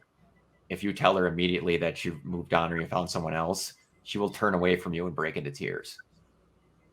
Like visible, actual tears. And if you do that, she dies on Horizon.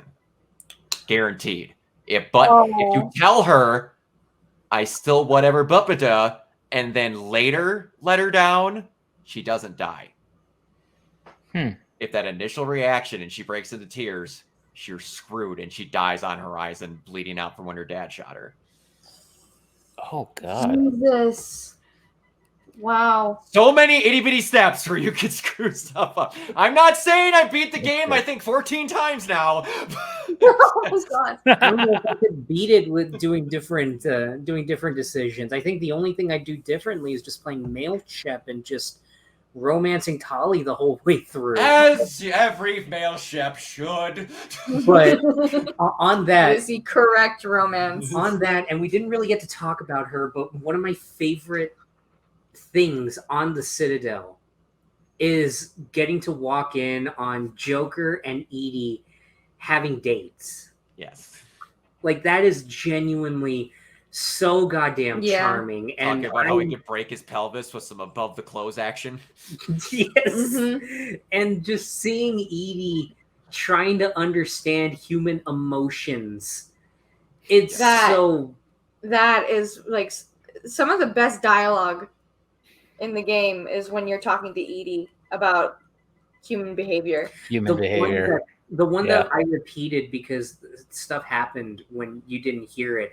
It actually happens after Horizon or something like that. And then we talked to Edie and she says, I got reports. I managed to watch this report about one of the Reaper camps. And, statistically, it doesn't benefit them in any way. They should be forthcoming with the information when it comes to survival, but they didn't. And they kept, they really did try to cover each other. They really did try to lie, even though statistically they would die, and they did.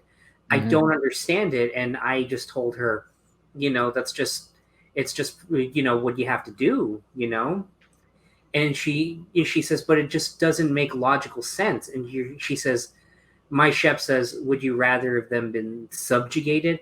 She's like, well, logically, it's no. Shepard, I'm recalibrating my self-preservation. Yep. What do you mean? It's because that's what the Reapers are. They're nothing but self-preservation. Yep. And I don't want to be any different than them. Yikes. Yeah, you get a lot with her. It was very great turning into a walking possible squad mate. That was something that was pretty great. And then a robot was better executed than fucking Jessica Chobot's character. I'm getting off topic.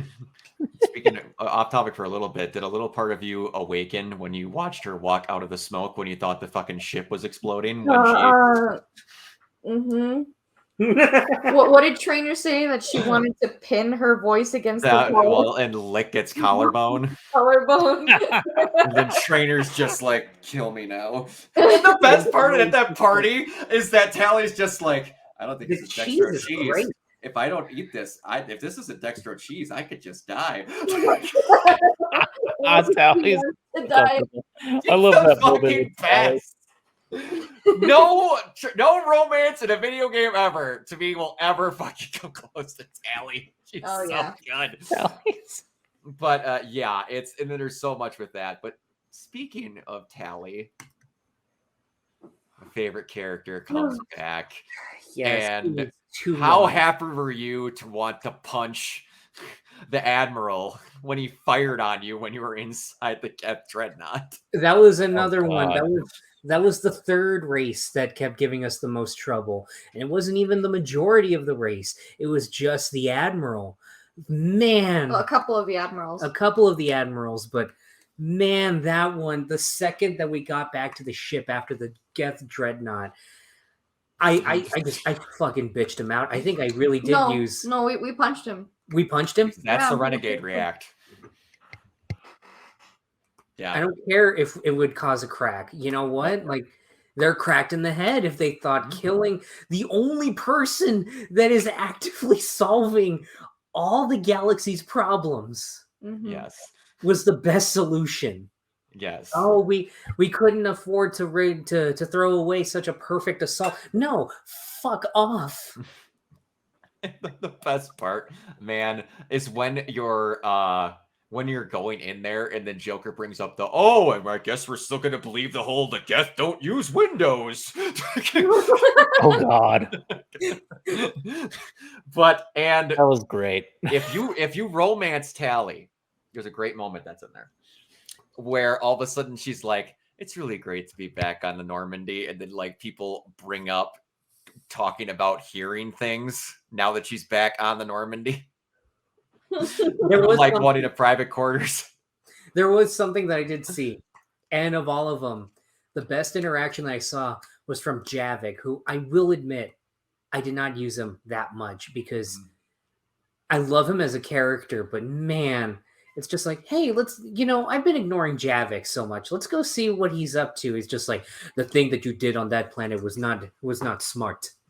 I really think that you would have been better off just killing all of the Krogan. It's just like, this is why I don't bring you on missions.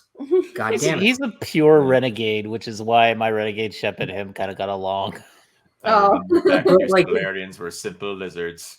But the best interaction came from, Tali being like, it's good to be back on the Normandy. And then Shepard's just like, if you let me know if you want like an extra space or something, I can provide. It's a little too quiet. If it gets a little too quiet, and then Javik's just like, I do not understand. And then E just chimes in, Shepard and Tali were previously intimate during a prior excursion. And he just says, interspecies mating is not compatible.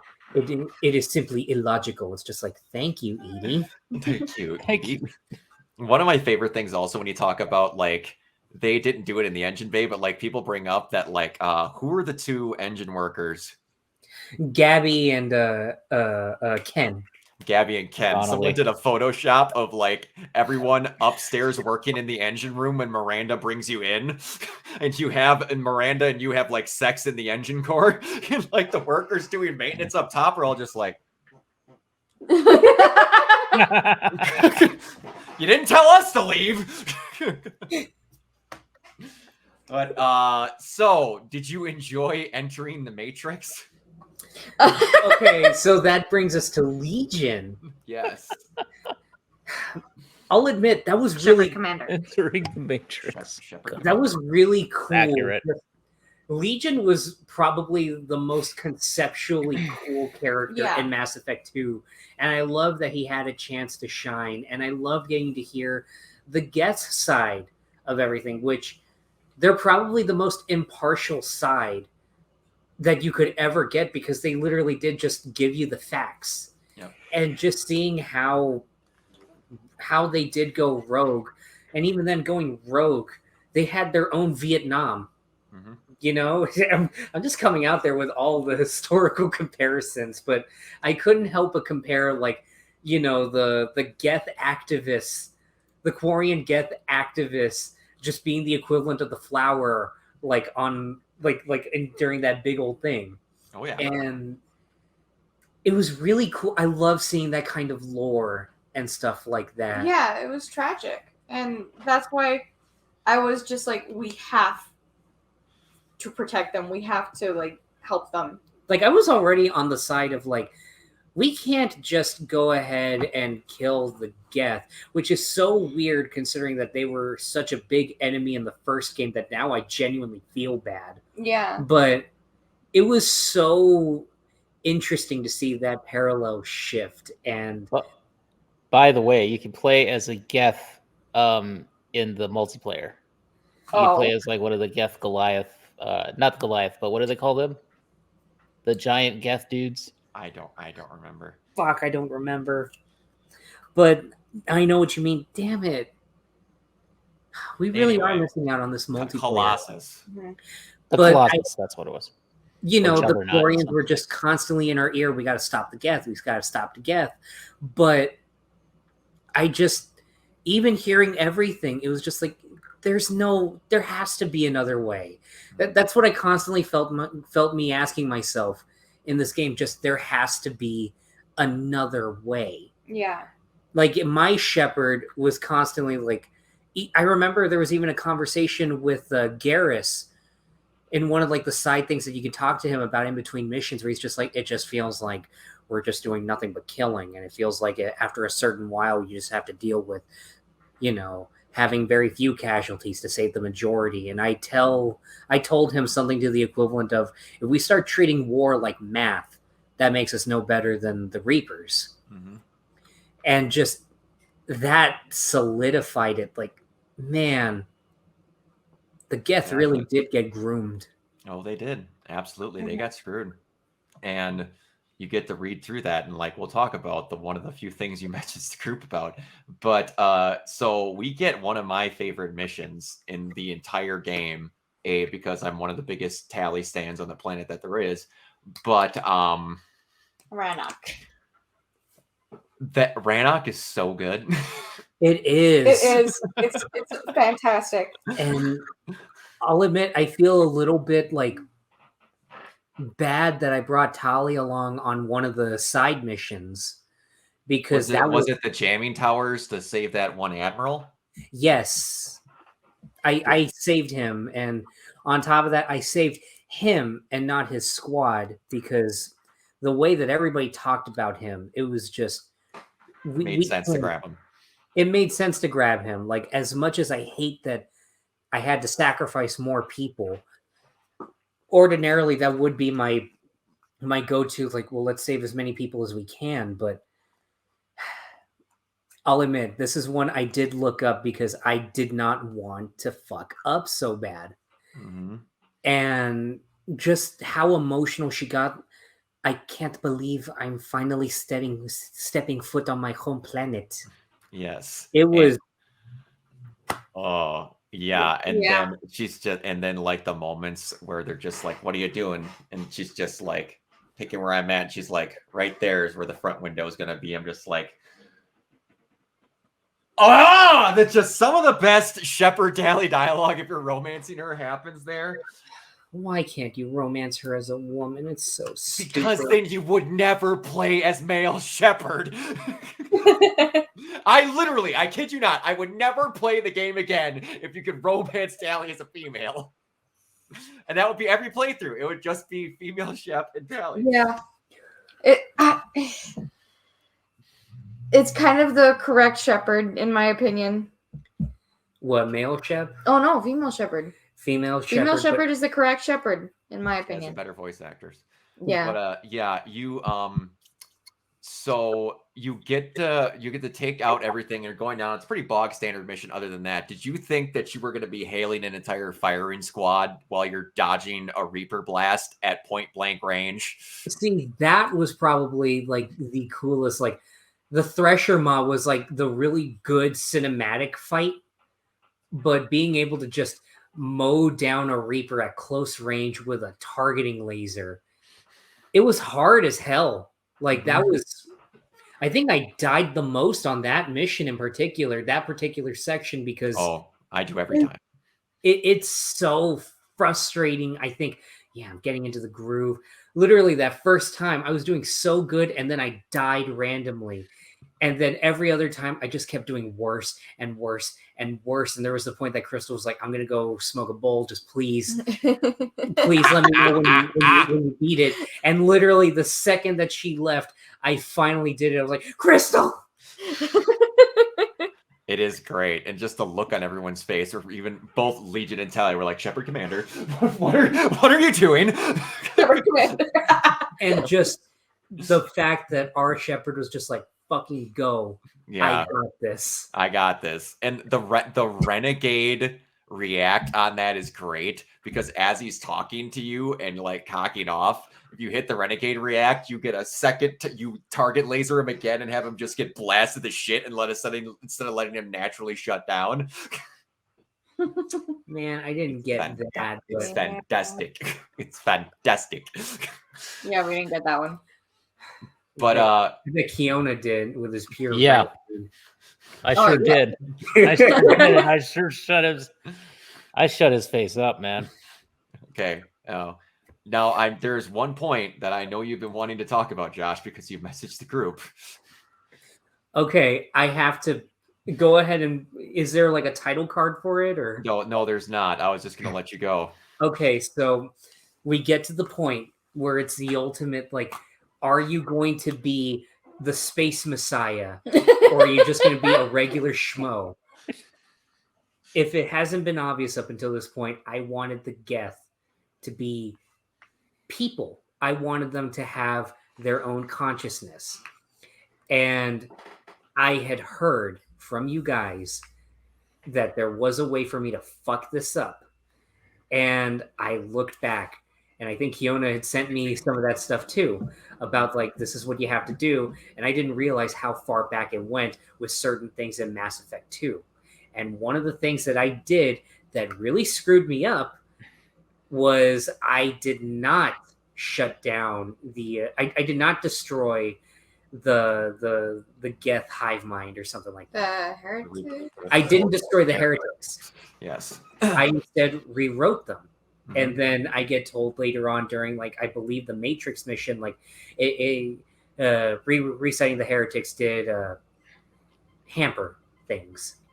It was an inconvenience. And it's just like, Mhm. but it still didn't feel right. Mhm. And I get to that and I realize that would have basically assured me that all I had to do was go there. Mhm. And I realized, oh no, I got to do fucking everything. So I beat the Reaper, and then I get to that big moment, and I thought there should have been a blue and red option. And the fact that it wasn't there scared the hell out of me because I remembered in Mass Effect 1, literally options would not be visible unless you had done either blue or red. Mhm. And I remember thinking, oh no, I fucked up. And I yelled at Crystal, we fucked up. How bad did we fuck up? We're gonna have to go back and probably redo everything that we did up until that point, which would have set us back at least 4 hours. We were terrified. And I couldn't help it. I looked up a video just out of sheer shock after messaging you guys like, we fucked up. Shit, we fucked up. And I looked up a video and I realized because we had actually shut the game off. Oh no. We had just shut it off so that way it would go back to the last save. Crystal was speaking out in the other room, and I was just in vain going on YouTube like, come on, tell me there's something I did wrong or something that I don't have to do. And then I realized if I had just let the scene play out. Like one more dialogue. And then we would have gotten the option to. And then that's when I tell Crystal, okay, I think we're good, because she wasn't there for my mad like scrolling and skimming, and she was just like, what? Just trust me. And then I get to that point, I have to beat the Reaper all over again, but at this time, I'm a fucking pro gamer. I only die 3 times instead of 13. And then I beat the Reaper, go through the dialogue, yada, yada, yada, get to that point. She's like, but where is it? Let's make the Geth active. Mm-hmm. And we just let the scene play out. And then it's just like, oh, you're like biting your teeth, like, call off the attack. Yep. For Christ's sake, call off the attack. And yes. It pained me so much to see Tali just like, Shepard, you can't ask me to do this. But I just kept holding strong.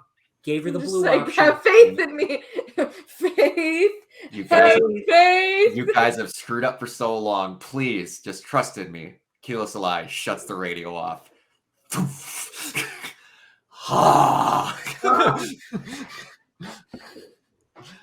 And biggest relief. We did it, and as a result, that was the other sad death of the game. Legion having to just give himself to the Reaper technology in order to let everybody, every single Geth, have their own consciousness, their own AI, and Legion became Jesus Christ. Yes. And he also became him. Like, literally. yeah. And He yeah, that referred to himself as I. Now, I know there's a number of ways this could have gone differently. does she?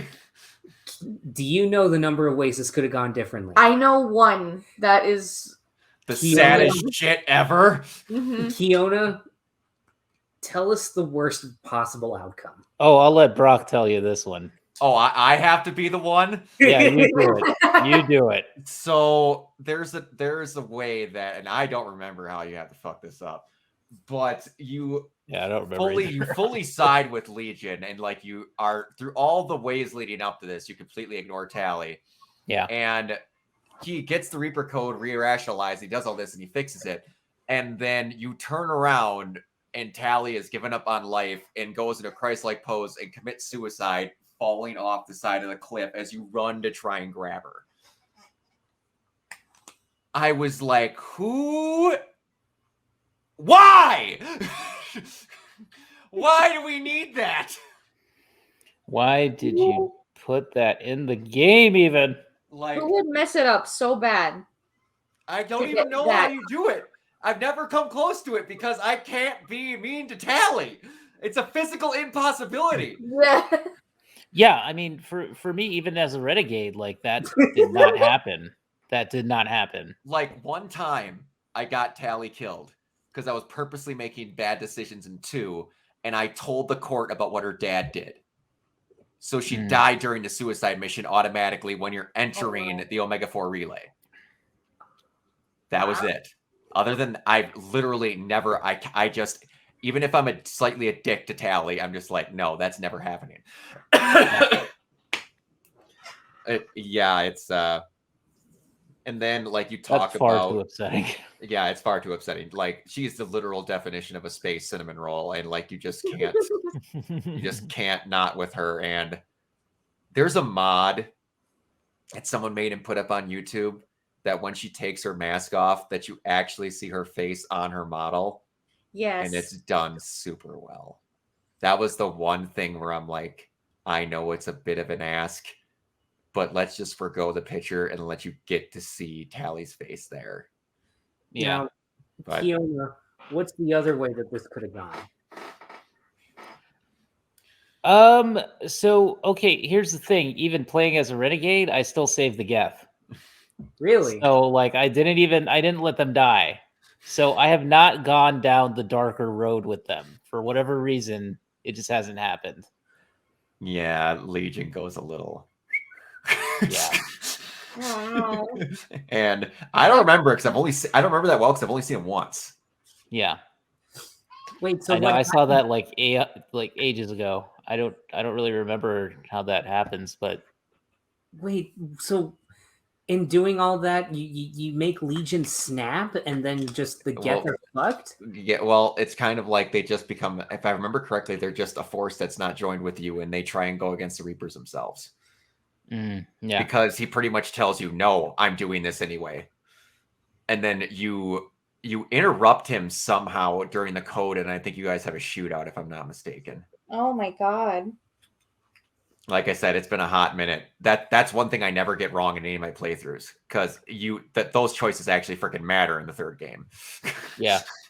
Like as far as getting your space readiness. Yeah, your like war assets and stuff. Yeah, you gotta make sure that yeah, you do well in that mission. it's a bit of a kick in the pants. It's so great with like the little subtle things about how little things in the first 2 games end up really helping you in the end game. Just, Captain the Kiriki and all of that. And now, question. Yes. Did you oh boy, what's his name? The Batarian that is holding the people hostage on that moon heading towards that planet. Oh. What's his name? I'm not able to think of it. Balak! That's what his name is. Balak. Did you kill that guy? I did not. Did you run into him in the third game? I did. Yes, there you go. That's like one of those crazy things where it's just like, of all people, where it's just like, were you going to kill him? I would have if I had to. Did you kill him? I did not. Okay. Because you could ice cold murder him right there in the middle of the hall. And they're just like, who was he? I don't believe I did. And if I remember correctly, if I didn't, I think I could actually talk to him like, look. You do. He lends you some tips and stuff. Stop fighting. Stop this fucking bullshit. The Reapers are outside. And he's just like, you know what? You're right. Our shit on the moon. That's between you and me. But you know what? I'm not going to be able to fight you if the Reapers kill you first. So fuck it. Okay, so you know how I said that you can't play as an Elcor or a Hanar in the multiplayer? Yeah. Guess which 2 races you can play as in the multiplayer? Batarians and Vorcha. Nice. And Vorcha have flamethrowers. Yes. Comes in handy. Comes in handy. Okay, tell me, is Omega on your list? Oh, Omega! All the DLCs are on my list. We're getting there. Okay. We're going to talk about them after. Trust me. It's going to be like a 4-hour... Okay. I told you I had some topics. We're through half of them already. We're doing pretty good. All right. So, speaking of kicks in the pants. That's okay. Wonderful. Go ahead, buddy. So, when I went there, I didn't have the foresight to bring Javik. I brought the OG. I think I brought if I remember correctly, I brought Liara. That was a for sure thing. You have to bring Liara. I was took Garrison Liara. Yeah, I'm pretty sure it was Tali. And finding out that the goddesses and all that were Protheans. Prothean, yeah. That was genuinely unsettling. Yeah. That would be like finding out that Jesus was just a Mexican. I don't know. It would just be like, this changes everything. I've got holy blood in me. But, you know, it's still like, wow, imagine, because that had been part of Liara's like whole thing, just studying the Protheans and everything like that, and just seeing her entire worldview, not only her own worldview, but that of her own people, just crumble off of, you know, they kind of look like Protheans, but that doesn't make sense. It doesn't. Liara, that looks like a Prothean, but Liara, if it looks like a duck, it's probably a duck. If it has 3 eyes and looks like a hammerhead shark, that's a Prothean. And all of this was severely undercut by fucking emo Raiden. Oh yeah. Well, So first true. the Elusive Man. It's so true. Oh, that was. I'll admit that, like, all that fighting was worth it to get to that point, just to see everything in that temple, and it was that was probably one of the most revelatory things in the game. I think, like, as much as I loved like seeing the guest side of, you know, they're going rogue, there was really something about seeing just Protheans being so integral to Asari culture. Yeah. And it made it even worse considering fucking... I think Javik says something to Liara, something along the lines of, you Asari are so primitive and so disappointing. Even back in my time, Asari were prettier. Which I think makes it sting even more, considering the fact that the Asari, I think, are meant to look like how other races see them. So we don't really know what they truly look like. Yeah. Which hit me like while playing through, like, you know, Liara probably doesn't even look like she does to us as the player. They're meant to be the hot green alien woman from Star Trek. What if it's like from Young Justice? Oh, Megan? Yeah. Or Megan? Megan, yeah. Yeah. Oh man, yeah. Then, what? Like again, that's the first big heavy loss you guys get since Earth. How did that feel? It genuinely sucked. That was And worse to know that it was at the hands of Kai Lang. Kai Lang. Yes. But man, at that point, you're riding high off of killing a Reaper with a Thresher Maw and just gunning one down with a laser pew pew.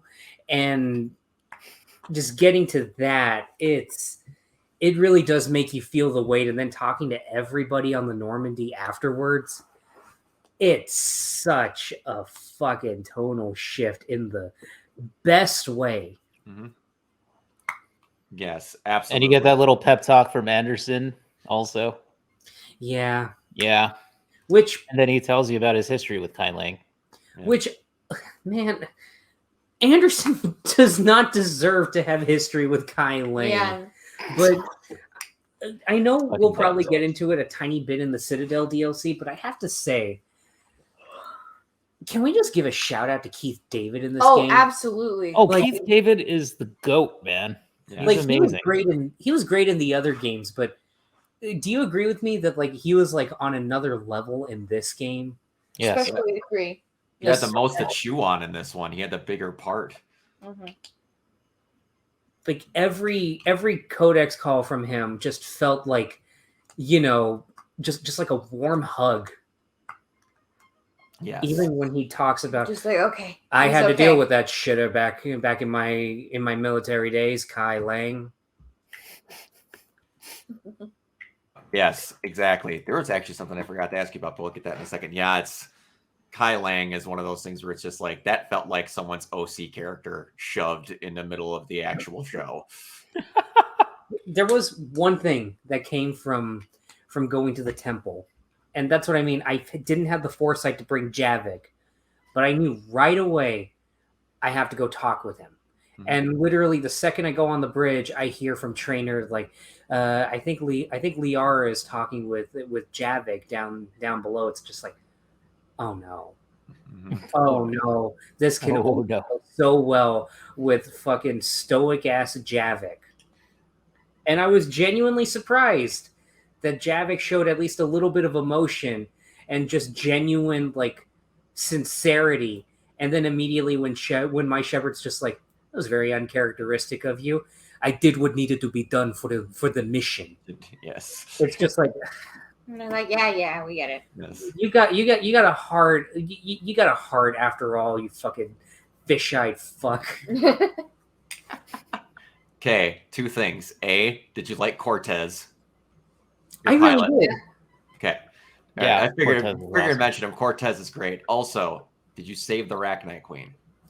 Yes, I did. Okay, all right. I want to make sure I asked about that because that was another big one. And Grunt made it out of there, I assume, right? Yes. Yes, I made damn sure of it, although that was one of the ones that I was so unsure of because from what I read, the variables were so paper thin that it could literally go either way. And when I saw him getting overwhelmed by the fucking by the creatures, yeah. I was just thinking, oh no, not our son, not him. And then he comes out with like just blood and everything.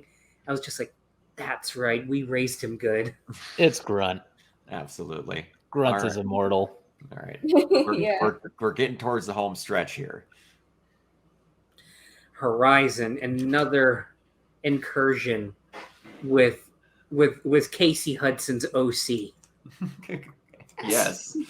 And you start to get realizing what they've been trying to do on Horizon. Yeah. Yeah. It's not a safe haven. Oh, no. I have to say, there wasn't a lot of it in this game until the second half. But like I said in the Mass Effect 2 thing, I love when the series goes full horror and just walking around in Horizon. Oh, that just got my blood pumping in a good way. Like just the sheer imagery of everything. And on top of that, the realization of the husks. I dropped my water bottle. No, you're good. You're good. Like just seeing what Miranda's father had been doing. Yeah. And hearing people being turned into husks. Oh, it was so disturbing. Yeah, it is. And that the fact that they were trying to trying to figure out how to control Geth or control Reapers through. Just like, man, and of course it's Miranda's dad who's doing all this cooped up horse crap. It was really great to have another moment where we can just be like, "You're a fucking idiot." Yes, and the great line of, well, at least they're fighting each other for a change because Cerberus is getting attacked by the Reapers now. Yeah. Finally, they hate each other. That was pretty great. And like I kind of mentioned earlier, you could have the only way I know, unless you just point blank don't help her or are a dick to her, Miranda almost always makes it.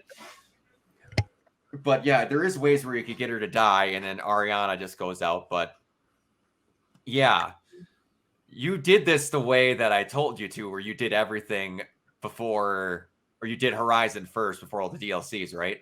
Or yeah. That DLC. Okay, good. Well, before the Citadel, I fucked up somewhere, and that was the point that I had stopped because I had done Tachanka, and then I helped out Arya. Mm-hmm.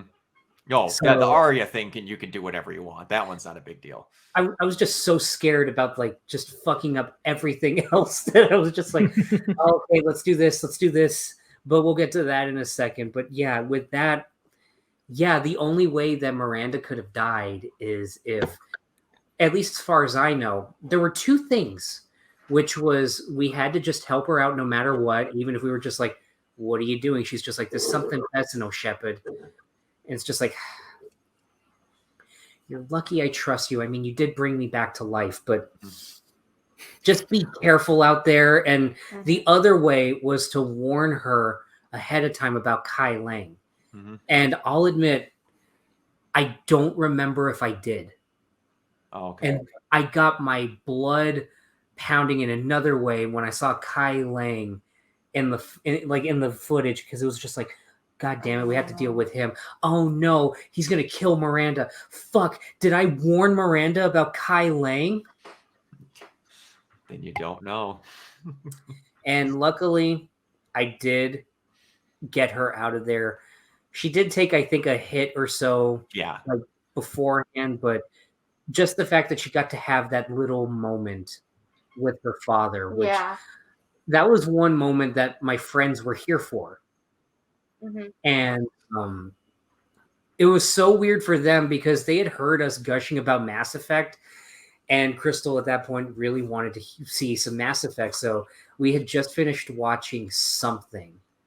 I forget what we had just we had finished watching The Nice Guys. Yeah. Oh, nice. And then we just jumped straight into Mass Effect and just seeing everything on Horizon and everything like that. Shout out to my friend Audie.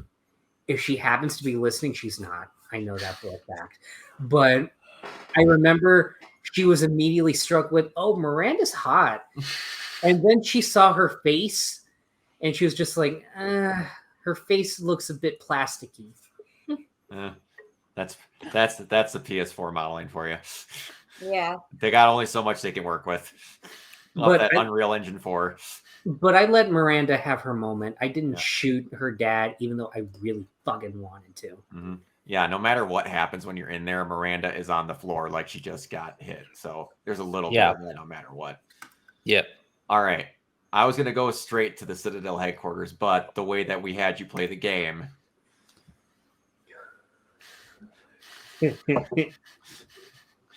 How was your greatest hits album? I'll let Crystal take the lead. I mean, it was we did pretty much everything, didn't we? We had done everything up until that point, and we were just like, okay, because she had kept going the whole time. Can we fuck Garrus now? Can we fuck Garrus now? It's just like for the first time of 2 times. And it was just like, okay, let's go to the Citadel. And then we get there. You take the lead. No, I can't remember exactly how it started. Well, we went to go meet up. We went to go to the apartment first. Oh yeah, and then we started. We started listening to all the voicemails. We still didn't get to all of them. No, we didn't. Depending on which beginning you choose, you get a voicemail from Shepard's mom. Yes. Interesting. Yes, I believe it's the military history one. I think it is. We actually got a direct call from her. Oh, nice. Yeah. Nice. But that didn't happen until, I want to say, a little ways into the Citadel DLC because we still had to get everybody on board. But that was when we showed up, and then we get a message from Joker like, "Hey, let's go check out the sushi place." That was my favorite sushi place, and then you fell through the floor. I always dreamed one day that I would eat there, and then you broke it. I didn't know that you like sushi. That's a great moment. Tally's so the good. point, Shepard. Point But Shepard. yeah, that was the setup, and then the shootout. What was her name? Brooks? Brooks. Yeah. Oh, Brooks. Yeah. Here and she gets shot. And I was like, no! I got all scared. I think I might have put out Metagel. Maybe a bit too much. I'm kind of loopy. Oh God. Super sweet and like she's a klutz. At first. Though I will admit, I felt off about Brooks. You did? Yeah. I did, because there was a point where I was just thinking, she's way too like hyper manic, you know, like in a way. She's like too stupid to be, you know, to be like, in this game. I don't know. On top of that, it was just a me thing. I don't know if you felt this way, but it was the one time in the game where I felt like, did they just not give this voice actress like an accent to stick with? Because it felt all over the place. And I was just thinking, I can't tell if I like this character or not, because the voice acting is just too peppy for everything going on. And then of course everything gets revealed, but yeah, that was the setup. Brooks, shootout at the sushi place, and then meeting up with everybody. No, my favorite part of that thing at the sushi place, Shepard, I believe there's people who are trying to kill you. Yeah. That's all the time. What? My Shepherd told Joker to run out of the restaurant or something, and so he runs, and then he goes like, "You used me as bait." Yeah. It happened to us too. That's what you always get, because he brings it up later. She used me as bait. You used me as bait. I forgot that if you get that as like a Paragon Shepherd too, because I don't know, my Renegade Shepherd, it would have made sense for that. That freaking pistol. I tell you, I did not mind that pistol. I did not mind the shield enemies as Cerberus. I hated the shield enemies as the whatever something number. Yeah, whatever faction they were. It was something Cat 9 or something like that. They were something demilitarized, whatever. Those dudes' shield members sucked. Yeah. I just used pull. I used the biotic pull on them and just got their shields away from them. There was one, like, of course everybody gets their roll call, and I remember Crystal audibly screamed when Garrus showed it. When Garrus and Rex. And Garrus and Rex. When Garrus was bitching at Brooks over the phone, like, who is this? What? Stay off the comms. Who are you talking to? And I love how like we didn't really get the memo that this was gonna be like a really fancy place. And so we didn't dress up. So we were just in our N7 sweater. That's the same thing I did the first time too. And he comes up and he's like, nice outfit. I'm like, well, I am in cargo pants and a sweatshirt. Well, the first thing that we did with that was we'd actually fucked up initially, and because I heard, like, I was reading a guide on this a little bit, just like more the ideal teammates to bring on. And I saw that you have to bring Brooks and Rex or Garrus, and I misread that as you can bring Rex and Garrus. Oh. So I brought Rex, and it was just worth it for him to be like, I feel weird. Why am I in this suit? Why am I in this suit? Yes, Rex is fantastic. Immediately after that, Crystal was like, we gotta bring Garrus. It's like, But okay, you know what? Because I know we're gonna get that line. We get Garrus going, "You got my mandible on the floor." Damn. I'm sorry, I had to. Oh, it is pretty good, but it's like you're screaming about Rex coming in when Rex comes in and shoulder dives off of it and takes that down. So who the hell were they? And then he gets in and he's like just throwing people out of the car, kicking twos out of here. He's like, what was the problem? Why were you having issues here? And just seeing the whole squad together. The only exceptions being, well, the ones that died. Yep. Yeah. And on top of that, Miranda, in the shit. Yeah. And Grunt. It was just so gratifying. I took every chance that I could to have Rex on the squad. Yeah, because absolutely. That's one thing I love about you guys. Why shoot something once when you can shoot it 46 more times? And then the last mission. The last part of it where we had to storm the Normandy. Story. Josh, what? I didn't even mean for that. When we were storming the Normandy. Storming the beaches of Normandy. We were like, Crystal's like, are we sure? Like, can't we just bring someone else? It's like, come on, we got Rex right there. We gotta. It's like, yeah, okay. And then I've read that one of the best people to bring on board to the ship was Ashley or Caden.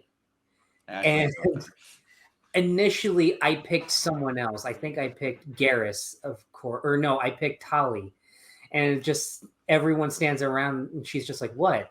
And you hear Garrus go, oh, I wanted to go.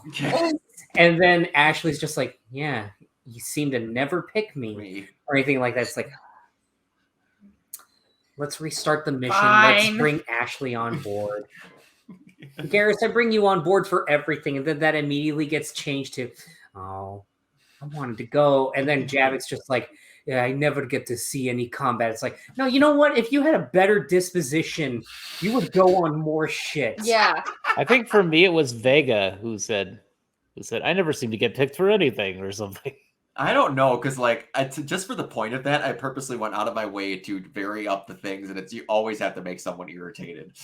That's true. Yeah, but it's like, yeah.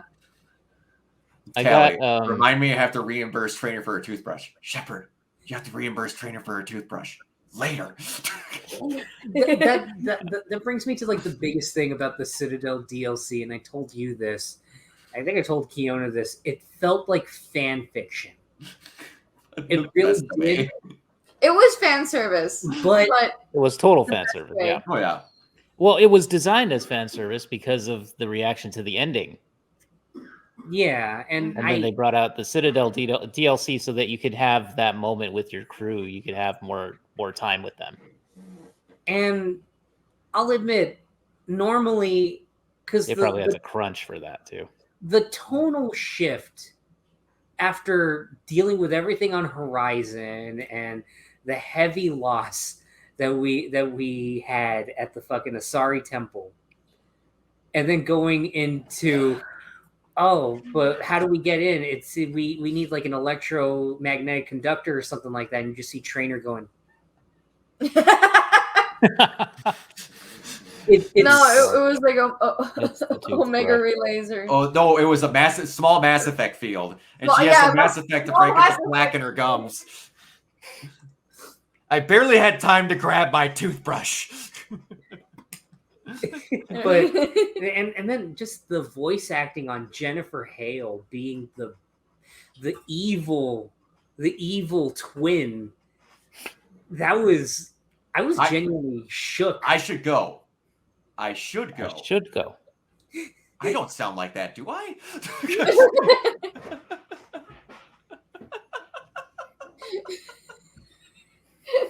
Oh yeah, Glyph. Can you just get us the hell out of here? Certainly. We're running out of air. Oh, hey, Glyph. All right. and then when you're running through like everything, in that one section, and Glyph is just like, there's a lot of useful information here about different mating rituals for Krogans. I will add this to my database.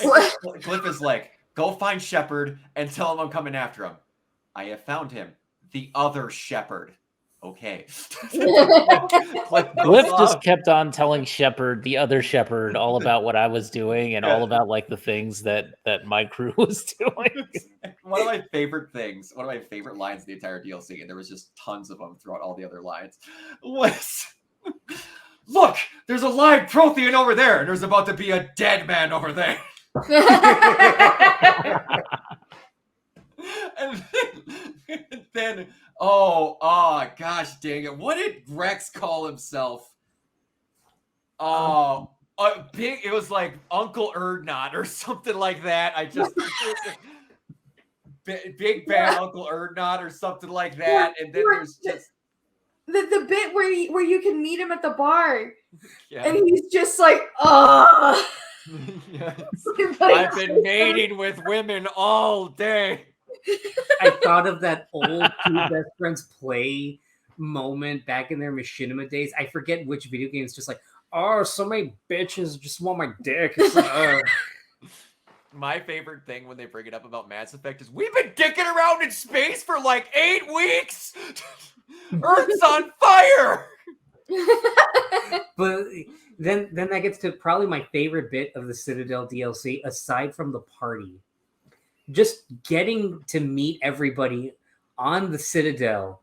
My favorite one personally, aside from Blasto, which you want to tell them about your reaction? No. I didn't want to tell them about that. I wanted to I needed to ask.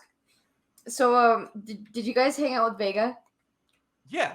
Like the N7 tattoos and stuff like that. Oh, are you asking if we did a love competition? Did you do the full 180 It takes like fucking 15 minutes. We did. Oh my god, it takes so long.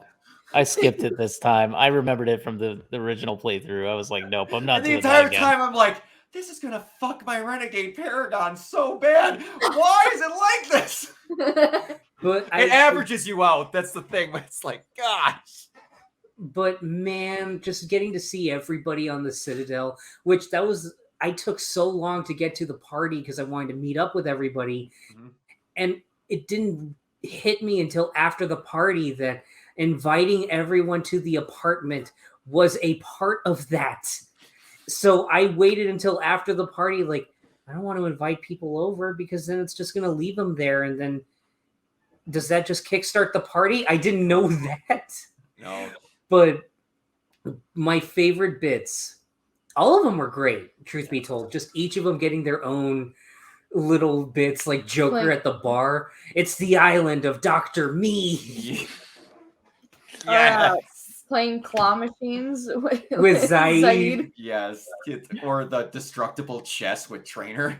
What is that? Like, freaking, I traded in all my things to Self-Destructor Planet. She, like, gets electrocuted and falls off the table. My favorites, my least favorite was Jacob, even though his was harmless in my playthrough. The Rock'em Sock'em robots.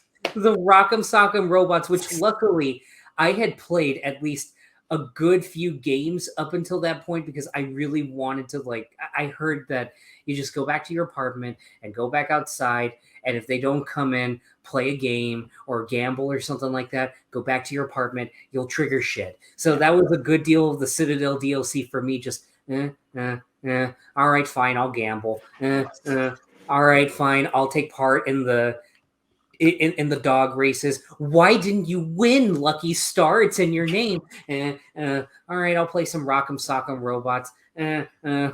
But my favorites were Rex, obviously. Rex, that was my favorite one that you could just miss was Kasumi. Yes, just like I was walking in, and I think I was gonna meet up with Garrus, and then I see a thing on the side. It's like, okay, it's asking me to interact with it. And I interact with it, and I see Kasumi just walking in, and this is where I messaged Kiona because I swear to God, in the Citadel DLC, Kasumi sounds different. Oh, I have no idea. No, she's the same. I thought she sounded the same. I don't know. I think it was just I hadn't heard her voice in quite a long time. Up until that point, I was just like, did she always sound like that? I think you've got more of her peppier side when she's not just in her room waxing poetically about stuff. I never got that scene or knew that scene existed until I played it on the Legendary Edition. Really? I randomly was like, what the fuck is that button? Why the fuck? How am I getting Kasumi right now? And then Kasumi just walks in just about to Ocean's 11, the fucking place. Exactly. Shepard shit. And it's just like, look, are you going to turn me? And it's just like, just be safe, all right? Of course. And then she just waves one of the things and completely bricks that fucking thing, which I don't know why when I was gambling to try and trigger shit, I went to that one at one point and kept losing. I didn't even realize it until I was at least a good 300 credits in the hole. And I was just like, is it just this one? And then I left the fucking game. Oh my God, I'm on Kasumi's one. God damn it. That was one of my favorites. The other one was, for me at least, well, of course, we really love the Garrus one. Of course. We dance.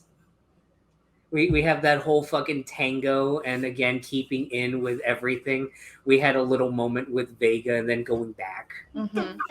Vega's personally like, so I gotta ask, is it all the same? What are you trying to ask, Vega? When you two, what is it? You know what? Never mind. I'm not gonna. I wish you had the option to tell him. That was the one thing I was always like, I'll be honest. It was those two. It was those three. I really loved Trainer's one where it just turned into a Scott Pilgrim segment. Yes. That was pretty great. Mm-hmm. And I didn't know what to expect with Javix. But then What was his again? That's when we get roped into Blasto 6. Oh my God. Oh, that was Now you will die. I was so confused. Oh, I didn't need to see what it looked like when Hanar walked. Just the second the tendrils start walking, we were just like, oh shit, it's Blasto. It's Blasto. And then he starts walking going, ah! We had seen some pretty horrific shit in the past 3 games, but nothing made Crystal jump into her own skin than seeing Blasto walk with the 2 guns. And that was the one time. I thought they just floated. That was the only time that I ever did the whole, you know what, Blasto? You're a big, dumb jellyfish. Yes. And of course there was Zaid's. That one was great. Oh, we got to give a mention to Grunts. That was the one that took so long. Grunt is my favorite. That is my favorite one. Yeah, and what happened? I was just getting up for my birthday. I was on fire, because of the fire. Because of the ring call. And then at the very end, where Shepard's just like, "So, did you have a good time?" It's like, "Yeah." I love you, Grunt. I love you, Grunt. And it's like, oh, that's our son. And then he just And I know I'm missing out on quite a few interactions, like just being able to have like the drinking contest with Ashley. Oh yeah, that is fantastic. You punch that dude out at the bar at the end. Mm-hmm. One of the more underrated ones, I think, and I think it's mostly underrated for me because it didn't go fully fantastical like everyone else's, was Miranda's. Yeah, hers is very honest. It's very honest and very beautiful. Just, at least for us, I imagine it's better when you romance her, but it does, because all that ties into like how she feels about you. Mm-hmm. But like in our playthrough, it was just 2 girls that were, just the total opposite of like, girly girls in that sense. And, outwardly they're both fucking beautiful, but they just feel so lost with normal interaction. Just being away from combat and trauma and science and everything like that. It was just so understated, and it was honestly really lovely. It was. And then there was the whole joyride with Cortez. Oh yeah. Oh yeah, that was cool. He turns off the zero grab. Whoa. But then you have moments in the apartment, and my personal favorite ones are the ones that considering we were playing female Shep. I really loved having another understated honest moment was the one with Samara. And I did not feel much for Samara initially, but the Citadel DLC really warmed me up to her, which I did convince her not to kill herself because... Oh, yeah, I forgot to ask about that one. Oh, yeah. I didn't Samara killed herself in current playthrough. I couldn't do that. It was just like, stop being so overdramatic. You don't need to kill your daughter or kill yourself. You know what? You're right. Yeah. But just having that moment was where stupid. just having that moment where she's in the apartment with you, and she's just like, we don't really need to say much, Shepard. I enjoy the silence that we have, just you and me. Yeah. And it's so lovely. Yeah. And then there was the Can you also bring up her heroic deeds that she doesn't like telling people about? Yeah. That was nice. Apparently I have no love for Samara because in my first original playthrough where I was half Paragon, I had more to kill her. And then in this playthrough, Samara just dies. So no love for Samara. It was a genuinely beautiful moment, and the other beautiful moment was with Liara. And I think, again, that ties into the fact that we did romance her in the first game. Yep. So there is that little bit of intimacy. I know it's probably way different if you just romance her completely, but when she teaches you the song, that was... That made my heartstrings. Yeah. And then there's Vega and the Squat Sultan 2 Electric Boogaloo with me and Crystal. But the one that I wish I had done as a male shepherd. Tally. I actually... Watching music over there! Just the fact that literally I was telling Crystal, man, I wish I could romance Tally. She's literally one of the few video game characters, or in my mind, the only video game character that I have genuinely fallen in love with. And she says, and she's a movie buff too. She likes musicals. And she's like, all my friends watched this when we were on the flotilla. And I'm just like, we're having a sleepover right now. How are you this pure? How? Wow. And then that's the thing that I didn't care for. But anyway.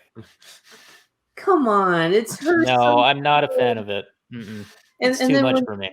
As male Shep, she sings to you. Oh, he's so good. But then we get to the meat and potatoes, the one that everybody remembers the Citadel DLC for, I'm assuming, which is the party. The party, yes. Also Thane's funeral. Yeah. Which that was one that we had gotten to that point after. Yeah. Everything, and that. Yeah. But yeah, that gets heavy fast.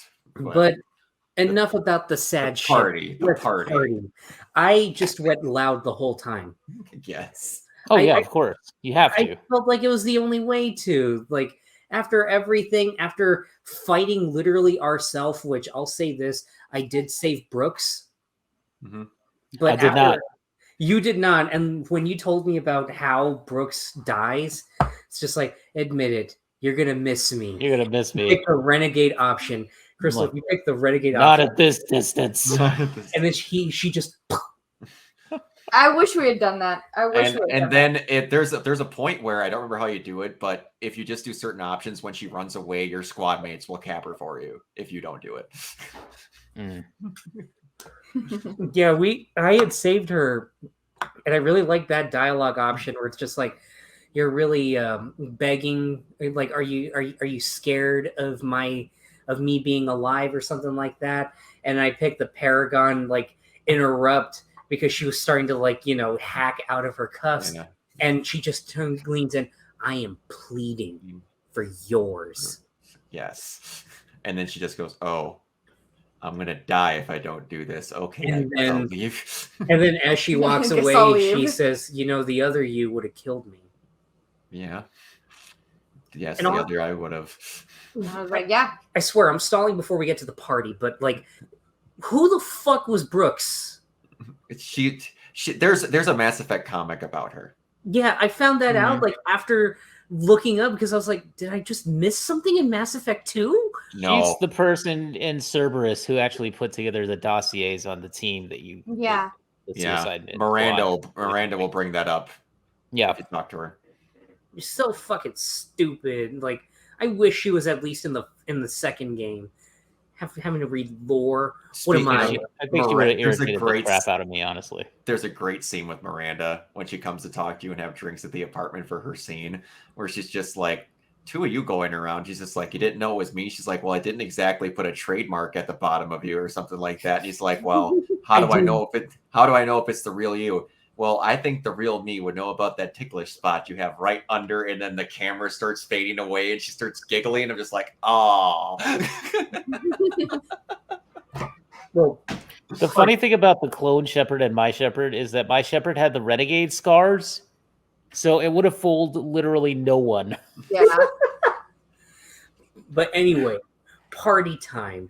It was just so awesome getting to hear everybody like talking to everybody else, seeing like this random hodgepodge of like different interactions. Like there was a point where people. All the girls were talking with each other, and then you had all the muscle men like in the back, and like you had like Zaid and fucking Rex just fucking like little fucking kids with Nerf guns. And then you have actual guns. Zaid is so freaking great in those scenes too. Oh my god, the scene. This reminds me of a time I was on this planet, Shepherd. Oh my god, the bit where Zaid is trying to hit on Zamara. Yes. Oh yeah. Oh my god, I've never seen that. We got a lot in common, you and I. Like what? You kill people. I kill people. And then Grunt just saying no to everybody at the door. No. Go away. One of my favorite. Speaking of Grunt, one of my favorite ones is he just sits down at the first table where Jack and all them are. Shepherd, Grunt, Rex, Shepherd, Shepherd, Shepherd, Shepherd. I don't think we got that. We didn't get that one. It's like Ashley's just that sitting is there so funny. and Ashley, normally who I normally have, is just sitting with her drink going, "What's going on?" What's going on? We also started laughing at how Vega would say Shepherd. Like Shepherd. Shepherd. No, but like usually he's just like Shepherd or hey. But then in at the apartment for some reason he just goes Shepherd. Yes. Oh, and then the whole fight between like, you know, biotics or like just normal people, and then fucking Liara like holding up Vega. One of my favorite parts is like, "I don't think you quite understand the power of harnessing dark space, and I don't think you quite understand the power of one James Vega." He's such an idiot. And then Junior was having the time of his life voicing that character. And then, of course, there's the dancing. There was another point that I'm trying to get Jeff to dance with me. Jeff, just dance with her. No, but I don't want it. Fine. I'm just thinking, Joker cannot roast us anymore. Yeah, he cannot. No. Like, granted, if he moves in a wrong spot, his insides become jelly. But I mean, come on. Even that with was the funniest. God. If a hot AI chick says, "Please dance with me," that's voiced by Trisha Helford. Yeah. But I mean, seeing all the girls dance. Yes. Seeing Tally dance. Tally's got moves. Holy crap. I saw her move and I'm like, Garrus, Oh, I'm in love. But I don't know. And then when Shepard's in the middle of all of them dancing, I don't know whether to shoot at us or fall in love. and then Kasumi, I'll be honest, I wish that Kasumi like had like full-on interactions with everyone, but I knew it wasn't Instead of bouncing in and out in her character. But the points that she did come in, it just reminded me a lot of my sister, just like really funny, crass, blunt people who are incredibly shy. Nice. And like when Miranda and Jack are just like getting into a fucking verbal cat fight, and then Shepard, and then they're like, Shepard, what did she say? I don't remember. It was just something like, it sounds like there's just a lot of sexual tension. Yes. Wait, what? No. It's just like, I think it's just kind of, like really helped each other out. Maybe it'll help. And then Kasumi just comes in. I could make videos of it. That would sell really well. Yeah. And like, I had played that DLC so many times over. And then the one time I played it before the Legendary Edition came out, I waited just for kicks and giggles to see if I could get Miranda. And then all of a sudden, those two were at the bar talking, and I'm like, I never got this scene before. What the bloody blue hell is this? So you got the best possible everyone there by doing it that way. Even Jacob, but even Jacob had like a loose personality there. Like, it was just like, why weren't you this cool before? Yes. Just seeing him bro it out with all the dudes and everything. It's because of the alcohol. And it's also, I think, he had a personality sexually transmitted through his wife. Yeah, it's amazing what getting laid can do for somebody. Yes. And I'll admit, I felt my heartstrings tug when we did the fucking screenshot, when we did the fucking photo shoot. Norman. Oh, wait, there's one more thing before you get there. There's one more thing before you get there, though, which is that grunt on the floor in the shower. Oh, my poor boy. And so much dialogue was recorded for that segment. It was so funny. Like the space cowboy. Yes. I'm a space cowboy. You know that they had to get Steve Bloom to say that. Oh, they yeah, were like, of course. Come on, you're in space. And he's like, it was broken when I got here. and Kasumi in fucking Shepard's dressing room, and just like, this is really your underwear? It's just like, what are you doing? My favorite was Tally got an Omni tattoo, and she's just, I think I got it. It's of a rainbow, of a unicorn, right? I don't remember what but it's something ridiculous. It's something on a dragon with like unicorn wings, and I don't know what it was. Oh, and Glyph the whole time with a fucking bow tie. Yes. Yes. And I know I'm neglecting Seth Green in this, but I mean, it's Seth Green. You know he's going to bring some funny ass shit. Mm-hmm. Speaking of drunk, I forgot to tell you, there's a moment with Tally after Rannoch where if you're dating her, it's much better, where she's just like, Tally, are you drinking? Yes, I am.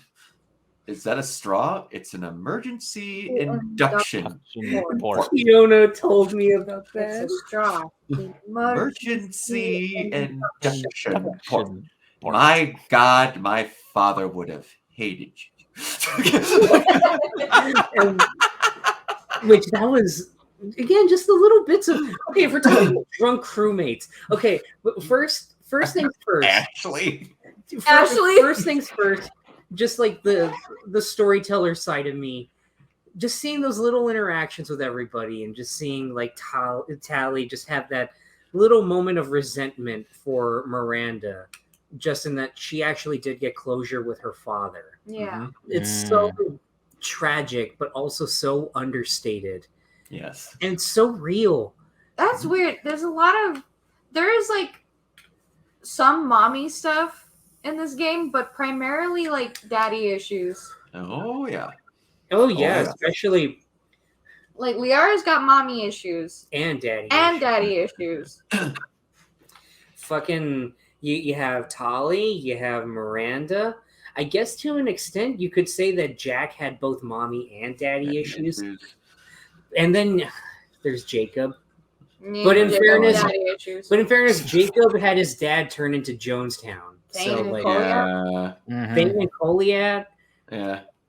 and then, but off of like the serious storyteller side, you talk about Ashley. What Ashley? Yeah, it's just the when she's laying there all drunk, she's like, "I hate you," and then Shepard's just like, "You hate me, ma'am." I hate you, ma'am.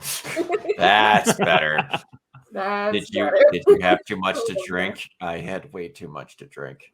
You know, it's time to get up. I could always have Joker sing you awake. I hate you. And just like what happened, like Sergeant, why are you on the floor? Or, I was hanging out with Vega. He wanted me to loosen up, and we drank some of the bottle over there. The empty bottle on the floor.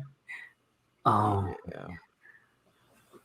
So just that was the point for me and Crystal that we were like, okay, now Ashley's cool. Yeah. Just have to loosen up. And then when we went over and we talked to Vega, who's making his huevos rancheros. Yeah. It was just like huevos, famous huevos rancheros. And then yes, go ahead. And then just again, like there's that part of it's just like, dude, say it right. Wait, you and Ashley. Hello. Yeah. Which, in fairness, if that is a ship, if that's like full on like a thing, makes a lot of sense. I fuck with it. That's a really good. I mean, I didn't really care about it. I was more just like, you know what, go on, get it. It's the end of the world anyway. But for these two, like, I don't know, they seem so similar that like, similar. I actually like that pairing. Yeah. Tally and Garrus do the same exact thing if you don't romance either of them. Yes.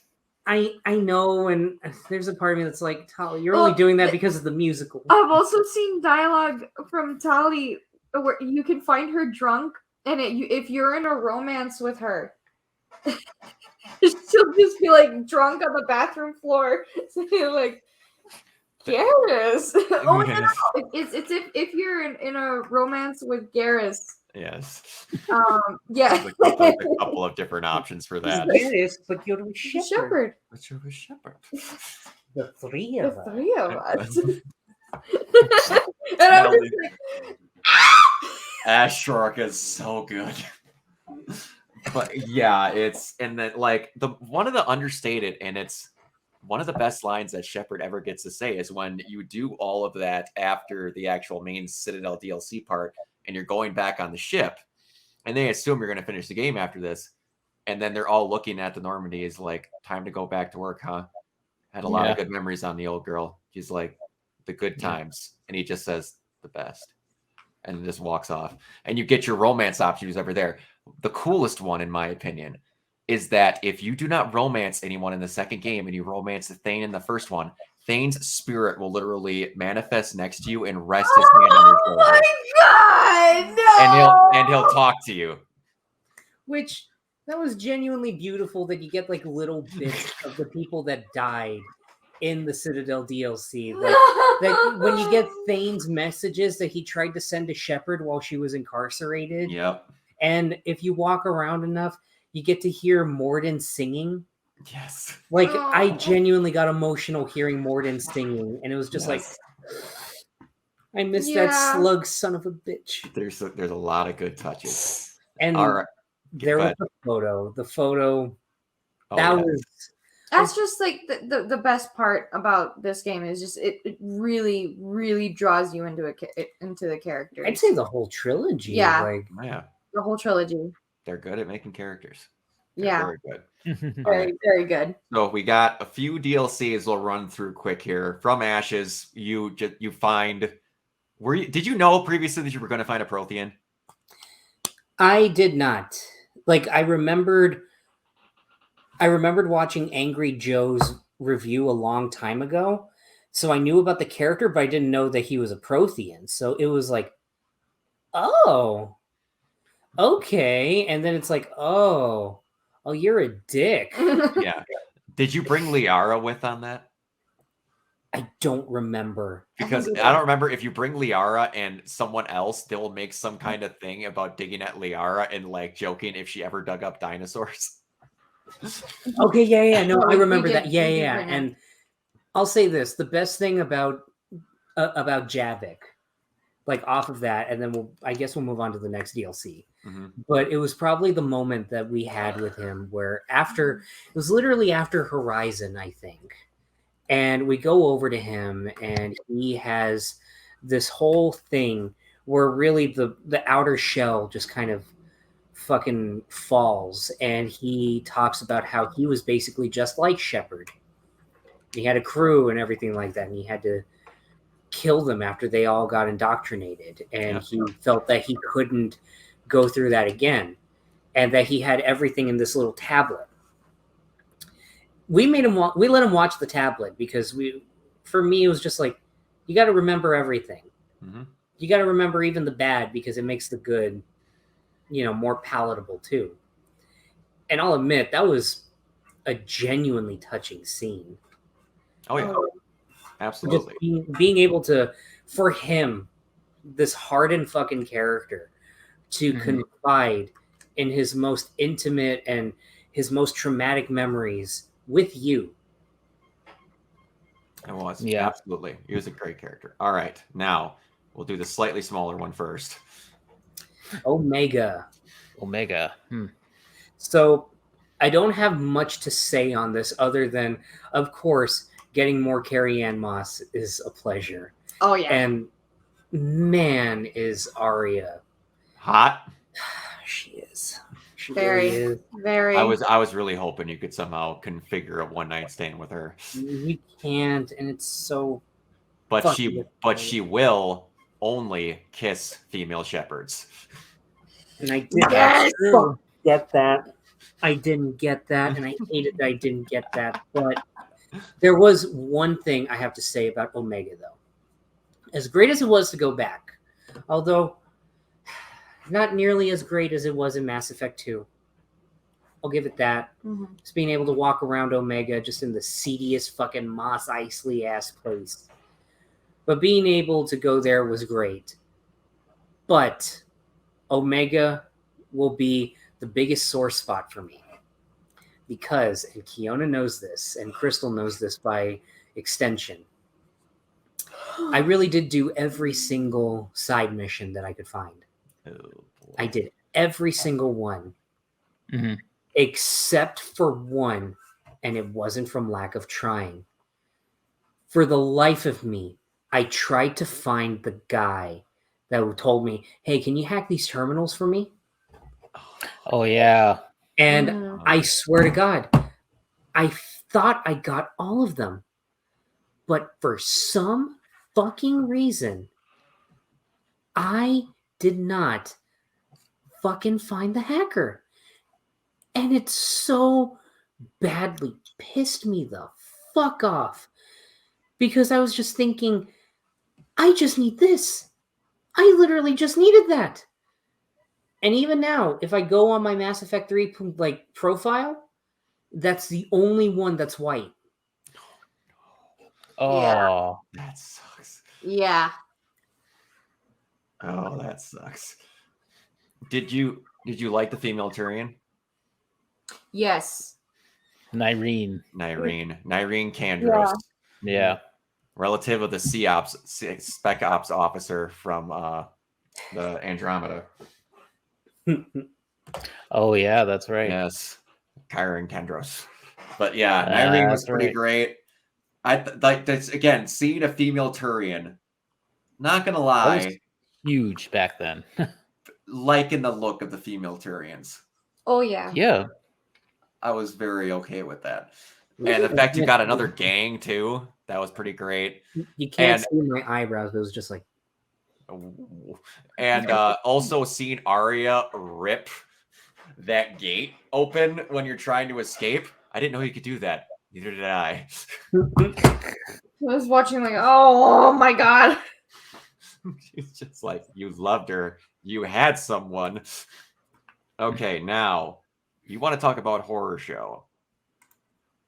probably the most Leviathan. freakiest DLCs they had.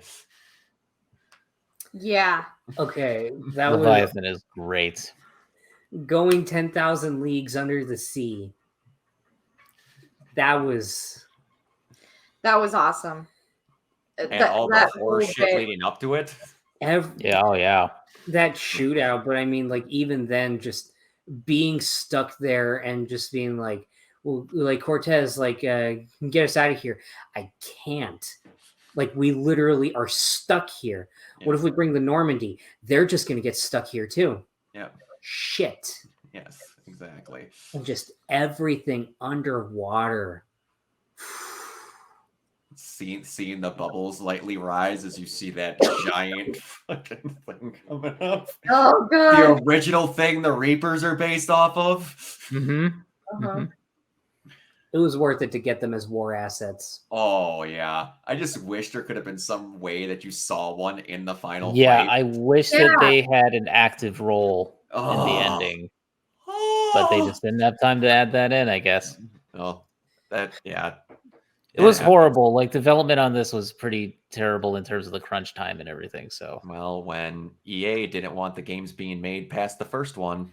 yeah. Well, EA's you know freaking what? stupid. It's a good thing that the games industry does not have to deal with crunch anymore. Yeah. And there's also no longer any sexual harassment. Yay. Hey, Activision Blizzard, how's it going? Glad that deal's going great. Mm-hmm. Very great. Very great indeed. But indeed. yeah, like the possession stuff leading up to that. How long did you make Vega hold on to her?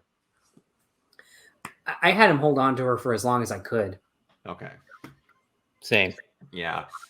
Yeah. That's not a lot of people do it that whole way. And it's like you can narrow it down further through that. But yeah, it gets to be something else. But okay. So I love the Shades of the Abyss, by the way, and the descent that you go down. Yes. Like, that's so freaking cool, man. That whole moment of like you meeting the Leviathans was awesome. So yes, and then as you come back up, and all of a sudden it's just like, well, what did you do? He's just like, basically, I got back up, and you see that Reaper coming, and it just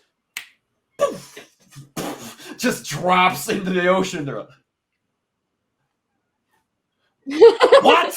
It was great for me, like after fighting that one Reaper with the laser pointer, because it was like, at this point, I'm like 3 for 3. I got the fucking Leviathan to help out. I got fucking Thresher Maw. I got the Thresher Maw, and then I just killed somebody with the thing that stumps cats. So it's like, I'm on a roll. Laser pointer. And this is the reason why the ending is so frustrating for me. But okay, continue. Cerberus headquarters.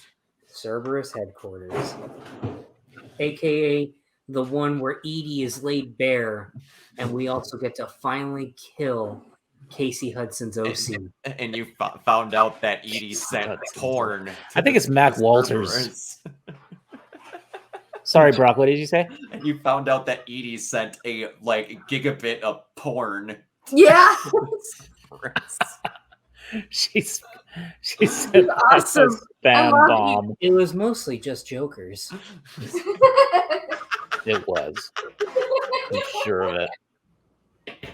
But it was like those things, like you know, just even going in, and I think at that point, for that particular mission, I had Javik and I had to have Edie. Mm-hmm. And it felt like, all right, the Citadel DLC endeared me to Javik. Let's bring him on board. And just seeing how much dimension they had given Edie through the Elusive Man, and how he kept trying to shut them down, like, stop giving it a name, mm-hmm. and all that stuff. And just seeing those little seeds of resentment that eventually gave way to Ava, you know, like, mm-hmm. it's just genuinely fascinating stuff. And there was a point where, you know, then they start turning to, like, you know, they knew how to get to you through all that. Like, the Elusive Man knew how to, like, really get you through, like, your friends and everything like that. And Javik says something along the lines of, well, you were very easy to manipulate, or something like that. Mm-hmm. And I just said, well, what was I supposed to do? Which I'll admit was probably the only renegade option I picked in that moment. But it was still like, fuck you, they're my friends. Exactly. No, I hear you on that. And then we get to the elusive man's indoctrination cancer. Sorry, Crystal's making coffee right now. It's fine. But like, I'll say this: I really love the elusive man in the second game, and in the third game, I did feel a little bit of lacking, but that's mostly because of him being indoctrinated and everything like that. I will admit, getting to talk with him again, it just reminds me how good Martin Sheen is on this, and he did not phone it in at all. Martin Sheen is so great in these, like, I don't even know. Oh yeah, he does good. He should do voice work more often. It's really great. Yeah. And then you get to have the fight with Captain Edgelord, which I got before I played the Legendary Edition. I played it once on PS3, and in order to play it, you have to uninstall every single patch. No, play the original version. So I'm literally playing Mass Effect. Here's the communicator. Every time you talk with Shepard, he goes, "Yes, Anderson. The updates are going great. Everything on Earth is fine." And I played it on normal difficulty. That Kai Lang battle is fucking busted. He murders you in like 2 hits. Yeah. They nerfed the living shit out of him for that fight because they made him unbelievably broken. He was still frustrating. I actually ended up running out of ammo on all my best stuff because I didn't realize, we have to literally wait it out until he's got nothing else to heal him with. Mm-hmm. Yeah. And like an idiot, I wasted my best assets, which were my Black Widow and my fucking javelin shotgun. So at the end of it, I even went through all my machine gun and all my SMG, so that left me with the dinky ass pistol. All the while, there's Cerberus people on top of all that, and it's like, But man, being whittled down to nothing but that, and then getting the final shot off of him with the shitty ass pistol, I can't think of a more fitting end for Kai Lang, being brought down like a bitch with the shittiest weapon that you could have. Yes, and then you get the final hit on him, and you have 2 options. Mm-hmm. No, there's technically a third one, but I can't remember what the person's name is. You either curse him out in Miranda or Thane's name. It's one of the 2. We did it for Thane. We did it for Thane. Okay, that's what most people get. Yeah, I got Thane. Yeah, obviously because Miranda lived. So yes, and then he was just and finally gone. Like, it was enough that I couldn't even appreciate the fucking John Woo inspired fucking showdown that they had. Like, do you know how shitty of a character you have to be to not make me geek out about a fucking samurai gun showdown? Hey man, I'm just saying, when you start putting Space Wizard OCs into something that are out of place in Mass Effect, that have a Hanar wielding 2 pistols that doesn't seem weird, and he's a human, that's not good. Who did you say? More like, I don't think it's Casey Hudson's. I think it's Mac Walters. I'm on your ass, Mac Walters. But honestly, a lot of people were. Yeah. But anyway, so. Oh boy. Oh, I have thoughts about this. This had one of my favorite lines in the whole game. Was it the one I messaged you? No, but that was a good one. No, actually, it had 2 good lines. One of which was definitely Crystal's, which is when we're making the final walk through everything, and we get to interact with our crew members one last time, which I really did appreciate that they let the ones that weren't on Earth be like Skype called. Yes. Although I'll admit I did get annoyed with transmission cut, Commander. Is there anyone else you want me to radio in? Especially if everyone lives and you've got a Rolodex of like 19 people. Yeah. And then you're like, I like to talk to Jacob. And he's like, okay, Yes, I'll sir. call him in for you or something, whatever. I'll connect to you. Yes. But And it's like, no, stop. I didn't mean Jacob. But talking with them, that was great. Just getting to hear more of Kasumi, getting to have one last call with your teenage son Grunt. And on top of that, just even getting a genuine moment with Zaid. Yeah. But the most like whoa moment I had right there. Okay, you're going to talk about that one. Okay. Oh, would you rather you talk about that one? Yeah. So we romanced Liara in the first game, and then romanced Garrus in both the second and third. And I'm not sure if it's unique to that specific thing where you romance her once and then you don't romance her in the third game. But we had an incredibly beautiful moment with Liara. I don't remember exactly. She shares her memories with you. Yeah, she dreamed fast with you. Yeah. And it's just like, oh. Yes, it's a great moment with her. It's just a simple, understated moment. They didn't feel the need to bog it down with flashbacks from the first two games, which, in fairness, I feel like that would have been too much coding anyway, and it would have been a logistical nightmare accounting for all the different variations of a shepherd you can make. It was still beautiful, and it was just like, we may not be together now, but my feelings were real. Yep. And I just want to say that I love you before. Yeah. There was that, which I completely forgot about that. I got teary-eyed at that. I forgot about that, and I hate that I forgot about that. But that was a beautiful moment. It was. The one that I really loved, the two that I really loved, the one that I know Crystal for a fact loved, is when talking with Garrus. And, it's the whole, they say, they be in heaven. There's a Vega had an old saying, you'd be in heaven a half an hour before the devil knows you're dead. I don't know if Tyrion heaven is the same as humans, but if this goes sideways and I meet you there, meet me at the bar. I'm buying. And then that was immediately after the line that I know made Crystal swoon. Was just like, wait, I know that you're I know that you're. Forgive me for the insubordination. For insubordination. But your boyfriend has a request. But your boyfriend has an order for you. Yes. Oh, so good. Survive. And you get that. No, you don't get the boyfriend thing, but he's like, forbid some insubordination from from an inferior officer, but you make it through this. It's just like. And I have people that are like, never even talk to Garrus. Like one of my best friends, he's like, why do I need to talk to Garrus? I can talk to Rex. I'm like, or you can do both. What? Yeah.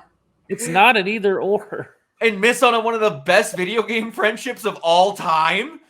Are you kidding me? Like, I imagine even if you're not romancing Garrus, playing as male Shep, you just bro it out with Garrus. Oh, he's the best bro ever. Oh, totally.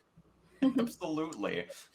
That was one of my favorites. The other favorite of all people came from Javik, where he talks about, once this is all over, I'm going to go off, find a nice secluded spot, and I'll live out the rest of my time there. Or like I will lay my arms down to rest. We're like, you're not going to. Like he just straight up told us that he was going to kill himself after this. And we're just like, you don't have to. It's like, I'm the last Prothean. Mm-hmm. It's time for the other species to have their day in the sun. And it's just kind of like, I respect it. You know what? Go ahead. Yeah. And then, of course, there's just the classic Rex line while they're on Earth. You take them down to hell. You know why they're there? Because we have the best soldiers here on Earth, the Krogan. Like, God. They're like, yeah! And just getting that last bit with Edie. There's so many great moments, and I know we'd be here even longer than we already are, but I'll just highlight a few before we get to the big question, like the big stuff, but The big one. the crash land, the one that Kiona had warned me about.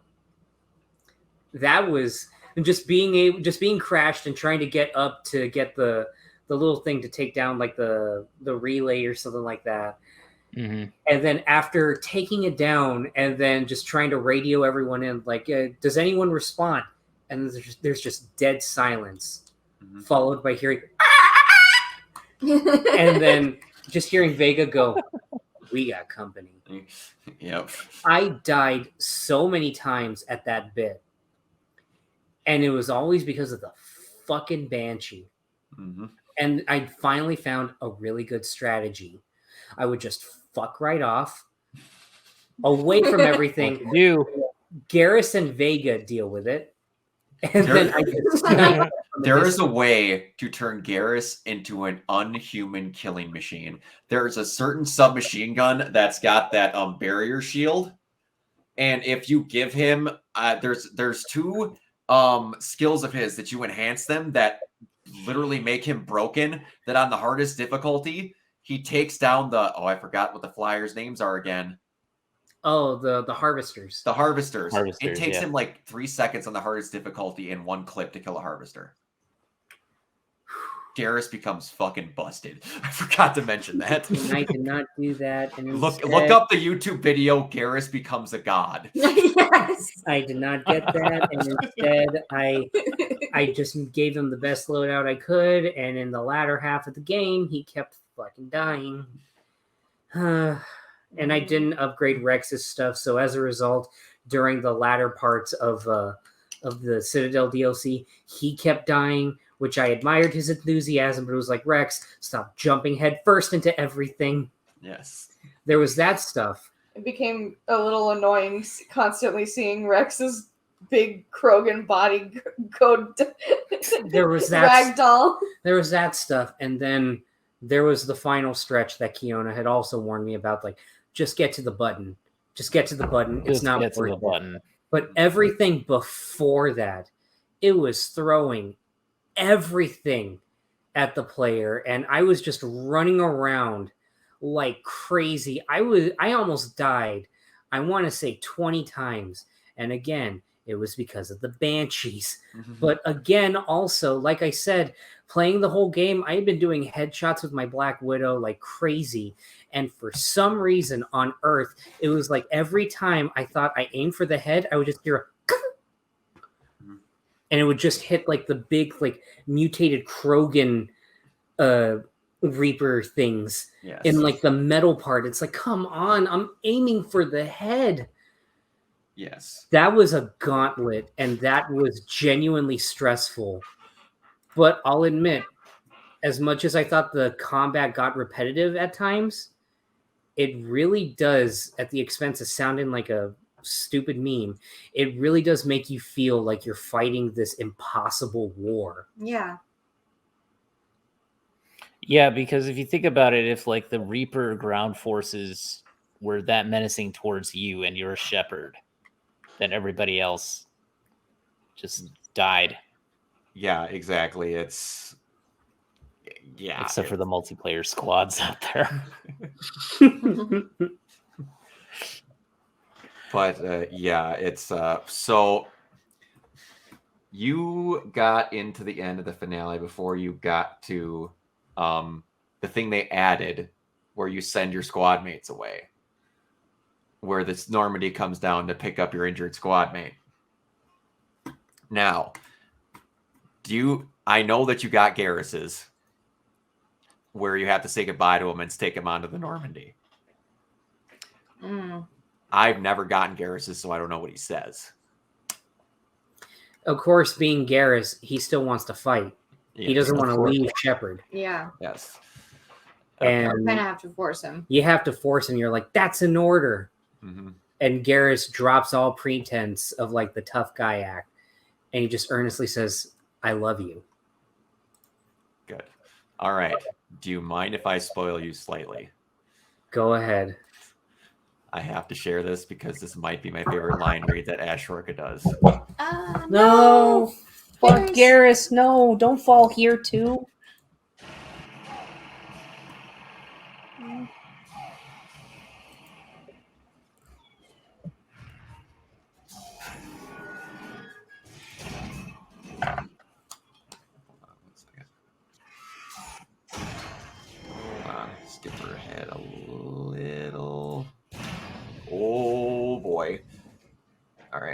Just skip ahead a little bit here.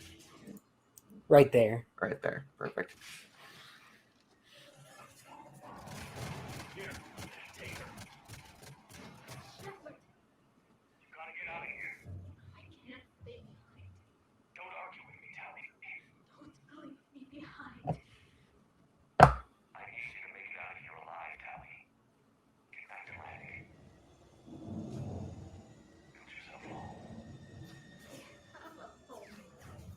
Oh. Oh. Oh no! I'm freaking crying. Ah! I'm sorry I had to share that. That might be my favorite line reach in Wow. the whole game. Ah! I love her so much. And how can you hate her singing? I love her so much. She's the best. But anyway, so Hurry, we get that, and then we get to everything that happens inside of the ship. And we get to the point of where you have the arguments with the elusive man. What happened with you and the elusive man? Okay, so this is where I fucked up slightly. I will let you know, it's very hard to get a aced ending on that part. So we're talking, and I want to let it be known that literally I found, at least on my end, that in order to get the ace ending of that, you have to be consistent with your choices. Whenever the elusive man comes in, it's just like, Shepard, you fucking asshole. Can't you see that, you know, that this is the best way to go? And I fucked up back on Mars. Uh-oh. Because the second I saw the elusive man and he tried to peddle his bullshit towards me, I immediately told him to fuck off. I didn't even pick the red or blue option. I just straight up said, fuck off. Mm-hmm. And for every other one, I picked blue. Mm-hmm. You know, when he shows up later on, I picked blue. When he showed up at the temple, picked blue. At Cerberus headquarters, picked blue. And here, I picked all blue. And that was the only time in all these games where my red and blue option did not pop up. Aside from when I played Mass Effect 1 for the first time, and I wanted to get the options that I really wanted so badly. Mm-hmm. Which even then, I went back and I trudged through the whole game again. I was happy to do so that way I could actually pick the options that I really wanted. And man, I was so upset because I thought that I had done everything right up until that point. And just because I gave in once to tell him to stick it where the Reapers don't shine, you know? But instead what happens is I just told him after everything, just like, you're fucking gone then. Mm-hmm. Yep. And then he tries to shoot me. Or no, he tries to shoot Anderson, but then he tries to shoot me. I do the renegade option, the renegade interrupt, and I fucking gun him down. And then after everything is all said and done, and we're fiddling around on the computer, I hear the elusive man say something along the lines of, "If only you could see it how I saw it, Shepard. It was perfect." Mm-hmm. Yeah. Yeah, that was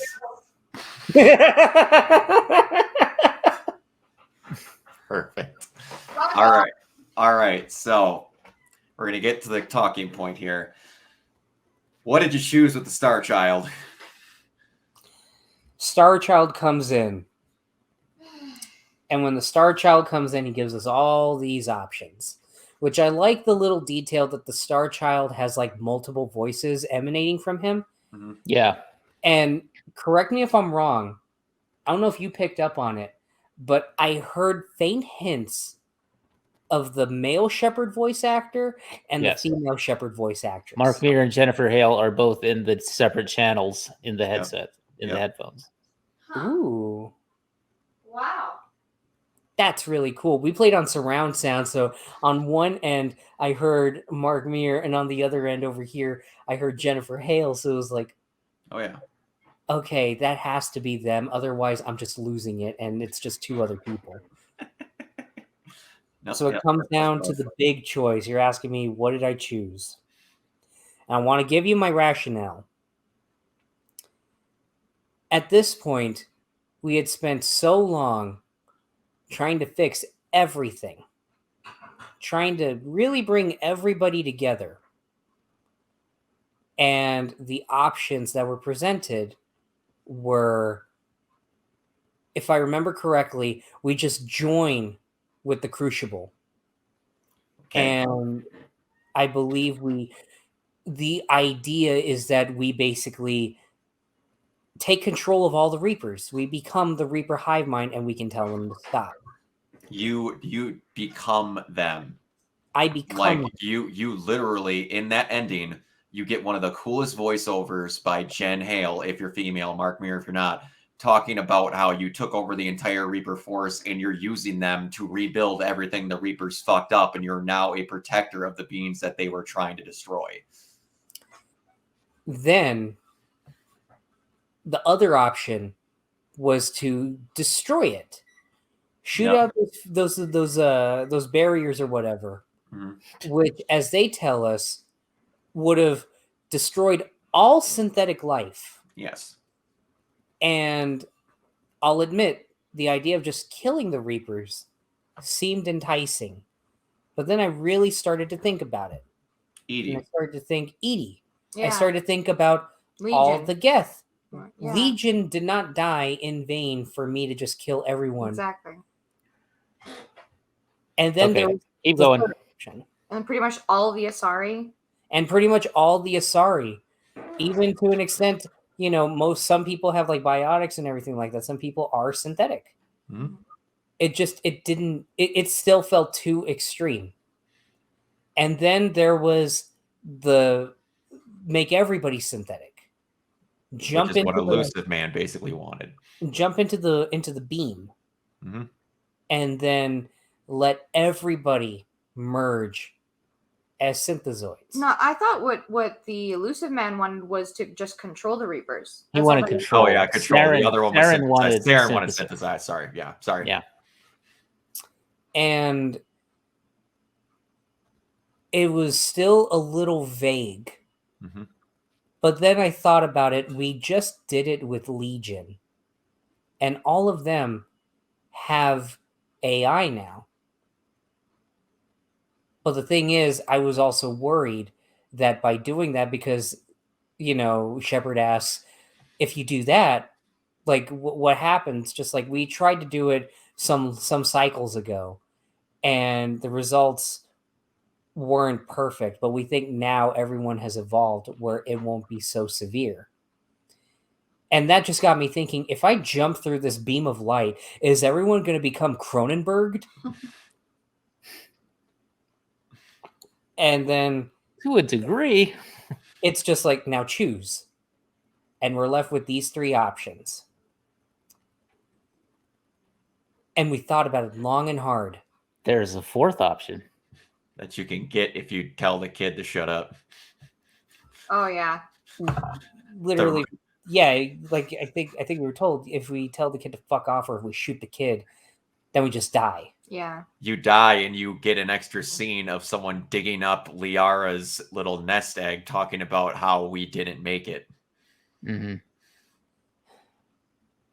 Oh.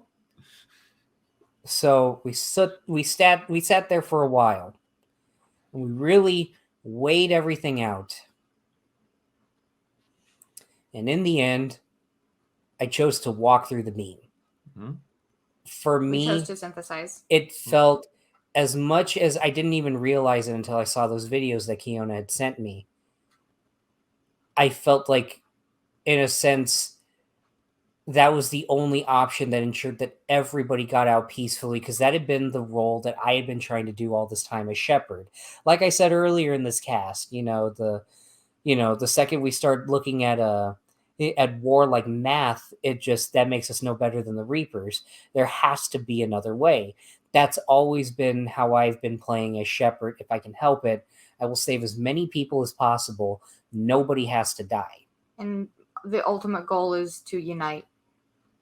It was to unite. That's what the third game was about, in my opinion. So I went through the beam, and they tell Joker and everybody to get the fuck out of there. Fucking light speed beams away, and everybody basically became, in the words of our roommate Teddy, it became Deus Ex.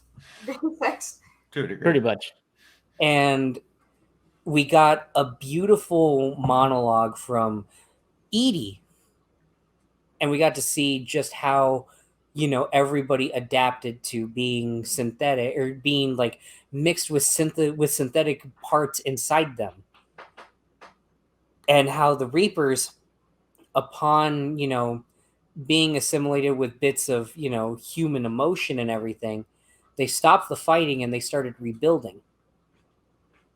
And then, we got to see little things like everybody at the memorial thing.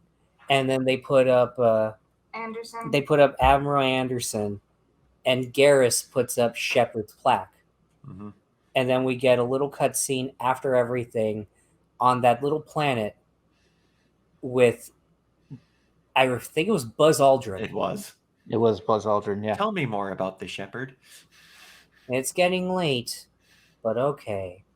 One last story. So that was how we ended it, and that was my full justification for it based on my playthrough. Mm-hmm. There you go. And I will admit, it felt a little vague on my end, getting the explanations. But the way that I ended it, and I know this is going to sound controversial, I really liked it. I did too. Like, it got me genuinely emotional, and it just made me reflect on the last 3 games. Well, you're also getting the better version of this ending, because the first time, like the original playthrough through the endings and everything, you don't get a lot of those post-game monologues.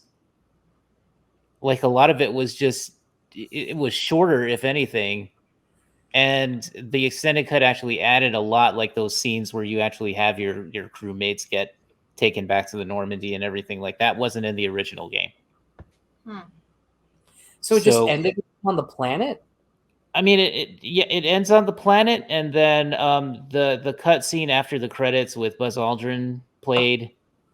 But yeah, you didn't get like a whole lot of the explanatory, like, endings, basically, where you had either Admiral Hackett or Eve or Edie or whoever it was that did the control ending. I think Shepard, him or herself. Mm-hmm. But yeah, I mean, it was a very different experience, and I remember being up and playing that until like 4 a.m. and getting to the Crucible. Not the Crucible itself, but the conduit thing and all that, and with Shepard and Anderson, and they're just sitting there bleeding out, and you hear like Anderson gives that last like "you did well, child." That was the thing that got me. His reading of that line was the thing that got me originally. And I remember just sitting there going like, well, if this is it, I'm good with this ending. And then you hear Hackett.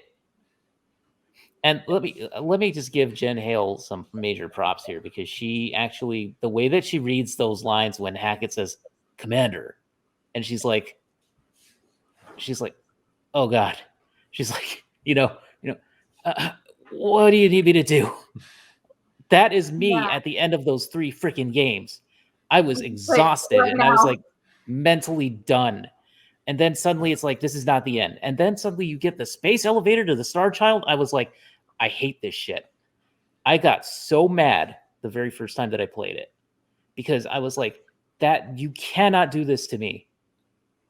That was how I felt as a player for the very first time that I played this. I was like, I was angry at the game for even continuing, because I was like, you guys had an ending, and this is just adding more crap that doesn't need to be here.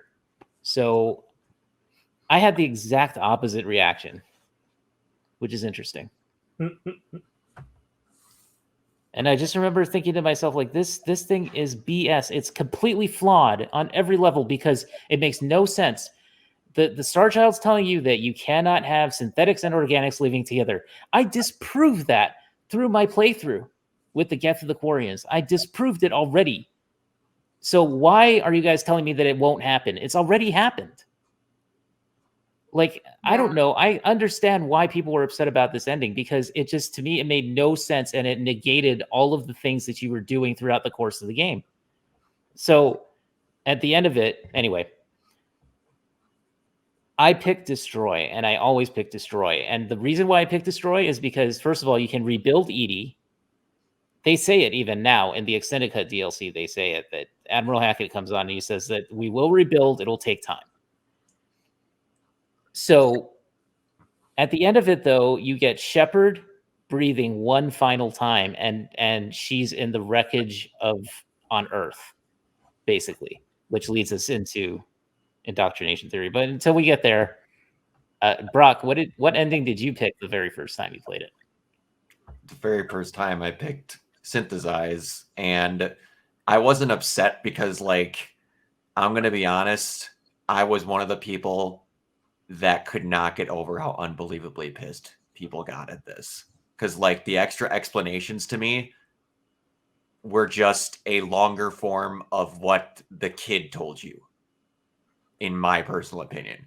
I didn't get any extra information given to me. I was like, cool, that's what the kid said. But it apparently needed to get repeated because the exact quote on every YouTube video is, the endings aren't different. They're exactly the same. They have a different coloring. No, don't go actually play it yourself because you'll find out that they're actually not different. It's like, to me, it was one of the biggest over-exaggerations of something in my entire life. Mm-hmm. I did not feel it was bad, and I personally would have hated the game if it ended on Anderson because you didn't know what happened. That wasn't an ending. Yeah. You didn't do anything, in my opinion. You didn't even see if the Crucible docking worked. They would have showed what would have happened, though. They would have showed that. Like, if they had shown what happened after that, I'll agree with Kiona. Like, if they had ended it right there, you finish everything, you finish the fight, as Master Chief once said, and then you get to see just the Crucible work. You get to see everything more or less play out after that. But yeah, I get that. But then it's just. But why the whole space elevator? Why the kid? I mean, I just didn't see the point of that. Like, because it's an RPG. They were different endings. I mean, I was never one of those people that said like they're completely the same, different colors. No, it's not that. It's that they were bad. I want to hear the rest of Brock. The thing with why I also don't agree with it doesn't counteract everything. Every single game you ever play where you're going through and you meet a final boss, every single motherfucking one of them goes, I don't care what you've done, it doesn't work because I'm the guy you've been fighting against and fuck you, I don't care what you've done. Every single one of them says that. It can't work. I've done it for 20 hours. But I say you can't. Literally every video game. It's like, Saren, just kill yourself. Yeah. Okay. But that's what it was. Like, I've video gaming for not 31 years because I wasn't doing it when I was a child. I've played like 70 games that have that exact same villain that are always, it's denial. No, it doesn't work because I can say it doesn't work. That doesn't, in my opinion, negate that you've made that work. That just shows you how delusional that kid is. To me, that's what I was like. I didn't get why. And again, everyone's free to do what they want, but just in my opinion, I was like, yeah, I get it. You've always had the Reapers win. This is the first time you've had someone prove you wrong and you can't stand it. Because he said himself, no one's made it to this point before. It can't work. Why are you here? Because he's never had this happen. And like, why I don't pick Destroy, they do say they can rebuild, but there's not a single thing where they say they can actually reconstruct an individual AI that's already been made, because that personality was only in Edie. Mm-hmm. they say they can rebuild, but then they're sitting there talking and showing the Mass Effect relays coming back together. It was like, I just sat there and I'm like, because I liked it. I got my fucking head bashed through a ringer by everyone who I ever talked to, where they're like, did you watch all the videos? I'm like, yeah, I watched everything everyone ever sent at me. And it was always the same. I was like, well, I didn't like that because it happened. And again, everyone's free their opinions, but 98% of the things that were deconstructing these videos were magically not mentioning certain things that got said in some of the endings. And that's a big problem I have with a lot of, not just Mass Effect, a lot of games and shit where it's the worst thing humanly possible. They'll bring up one thing or 2 to 3 things and not mention a magic number 3, 4, 5, and 6. That'd be like, yeah, but I don't want to talk about that because that might start mentioning things that I can't argue against. And I'm, again, not saying it's everything, but I played it unpatched the very first time. Mm-hmm. And I didn't have the misunderstanding. Again, that's just me. And when you have the ultimatum that the team behind Mass Effect 3 had, Mm-hmm. where you can't have a constructive ending because you're not making a sequel. You Mm-hmm. get to have an option to give them. And I'm telling you right now, that's probably the best thing Casey Hudson could have came up with. Because if there would have been a definitive ending, it probably is. BioWare was so fucked by the end of everything with EA because they didn't start getting the big money off Mass Effect until they were under EA. They were so fucked that they had to do something. And that game being where it was at, that was all them having to abide by shit with EA. So it's like, why weren't the Leviathan in it? They didn't want him to have DLC in the first place. Why wasn't this person introduced? They didn't want him to have that character in the first place because they wanted the game to end. There's a lot of stuff where I find people not liking how that game ended because of stuff that wasn't there that they couldn't have put in if they wanted to. Yeah.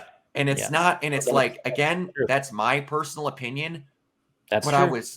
I was just like, I'm perfectly okay with people that hate it. People that don't like those endings or whatever, that's perfectly fine. But there are some people where you're acting like they're showing you a video of people urinating on their child. And it blows my mind how much vitriolic hate that gets. That's insane. I'm a person that's a fan of Guerrilla Games. They showed you a trailer that was fucking CGI cutscenes and told you that it was gameplay. That's not what happened here. No, that's not what happened here. No, but I absolutely agree. That's just me. That's just I absolutely agree with you.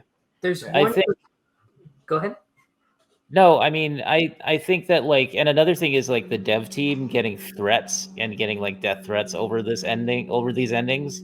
That's insanity. That's like stupid. Yes, it is. And it's counterproductive. It doesn't do anything. But like you said, there were other factors that were going on in the midst of the development and everything. And I cannot like EA hates anything that does not have microtransactions. They blew them all over that multiplayer. Exactly. Yeah, exactly right. But like, like for me, I cannot like the endings until I'm blue in the face. But frankly, it doesn't really matter because at the end of the day, that's what we got. And it's probably the best version of what we could have had. I mean, there are other versions of it out there that I've heard about where it's like you meet the Reaper God or something. And it's like, I mean, it's essentially, it boils down to the same 3 endings. But it's like, I don't know, like for me personally, Destroy out of all the endings just feels like what my Shepard would have done, even though it sucks for like a lot of the characters in the games. But I mean, I was sent to destroy the Reapers. That's what I'm going to do. Again, it's that situation of like, that's not Kiona talking. That's like my version of Shepard talking. And that's how you should play games, in my opinion. You're playing that character. That's not me talking. Of course. Like, I wouldn't do that to people in real life, obviously. But it's just that, like, you're playing a character. So so that's kind of what I got. And I like the fact that they threw in that little, it's a bit of a mystery. Like, is Shepard really alive at the end of that? We'll see, because they pick up his chest plate. Yeah. Are we going to get rebuilt a second time? now we can do another. Now we're gonna do Mass Effect. What is it? 5? I mean, it's gonna be Heck, Mass Effect. I don't know. And it's like you have a hyper beam coming from the ship in the Andromeda Galaxy. I'm Exactly. like, what are you mad bastards doing? So something is definitely going on there. But there's one perspective I really want to hear from. Go ahead. That's you. Oh, I was gonna say, Crystal hasn't said anything. Yeah, you've heard us three talk till we're blue in the face. You got to experience all of this as a quiet, passive observer. Passive observer. Of Paragon. Passive observer. So, what did you think, and how do you think this compares? Like, of the choices that you get at the end? Of the choices that we get at the end, and just in general, your thoughts on how the game concludes. Granted, you had to be more or less pigeonholed by me playing, but you know what I mean. Like, I think the options that you get are really shit, and just like none of these are ideal. But I mean, it's war, so it's realistic, and I'm happy with the choice that we made to synthesize, because it's what our shepherd would have done. It's not. It's just to save as many people as possible. Yeah. I agree with you. And would it shock you guys to realize that I actually picked synthesize on my first go-through, my first playthrough? I actually did pick synthesize because it sounded right. Yes. And then the more and more I thought about it, the more I was like, I should have picked Destroy. And how do you feel about, like, just in general, like, now knowing everything? Because I genuinely didn't know how bad EA had to crunch and everything like that, because you really didn't get to experience anything in relation to the zeitgeist that Mass Effect had. No. EA hates single player if it's not a sports game. Like, what did you think? I mean, I don't know much about the development. I don't know enough to be able to say anything on it. From what I hear, like the crunching is it definitely hindered the third game, but I still think it was pretty successful despite all of the problems that they had. Sure, there are a few things where I'm like, that could have used a little bit more polish. He could have just been taken out. Yeah, just completely. Why did the elusive man replace us with him? Like this could you imagine if they wouldn't have done the clone in the Citadel DLC, and he made another you that was instead of Kai Lang? Yeah, that would have been cool. But it was the opposite gendered shepherd of you. Yeah. That would have been awesome, actually. That would have been People also said that's what they should have done for the Citadel DLC too. Yeah, that I like that idea. I like that idea a lot. I'm still. And you could play the entire game going, God, if you were a man, you'd be an asshole. Like stuff like that. It's like yeah. I'm on it.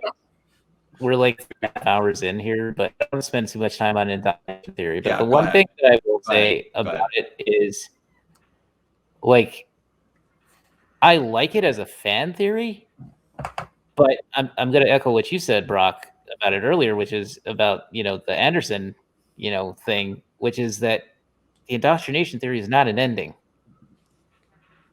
Yeah, and that is the one major problem with it. The one of the major problems with it, I should say, is that it's not an ending, because even if you say like Shepard, so the whole idea behind it is that because that one kid in the opening that dies, that Josh was happy about. Remember, Josh Lozano loves them some child murder. The funny thing is, so when that kid first appears, right? He appears in the courtyard and everything. He's like the one kid that you see throughout this entire thing. There are no other children. Yeah, and then I was you about to see say, I him think he's the only kid you see in the whole game.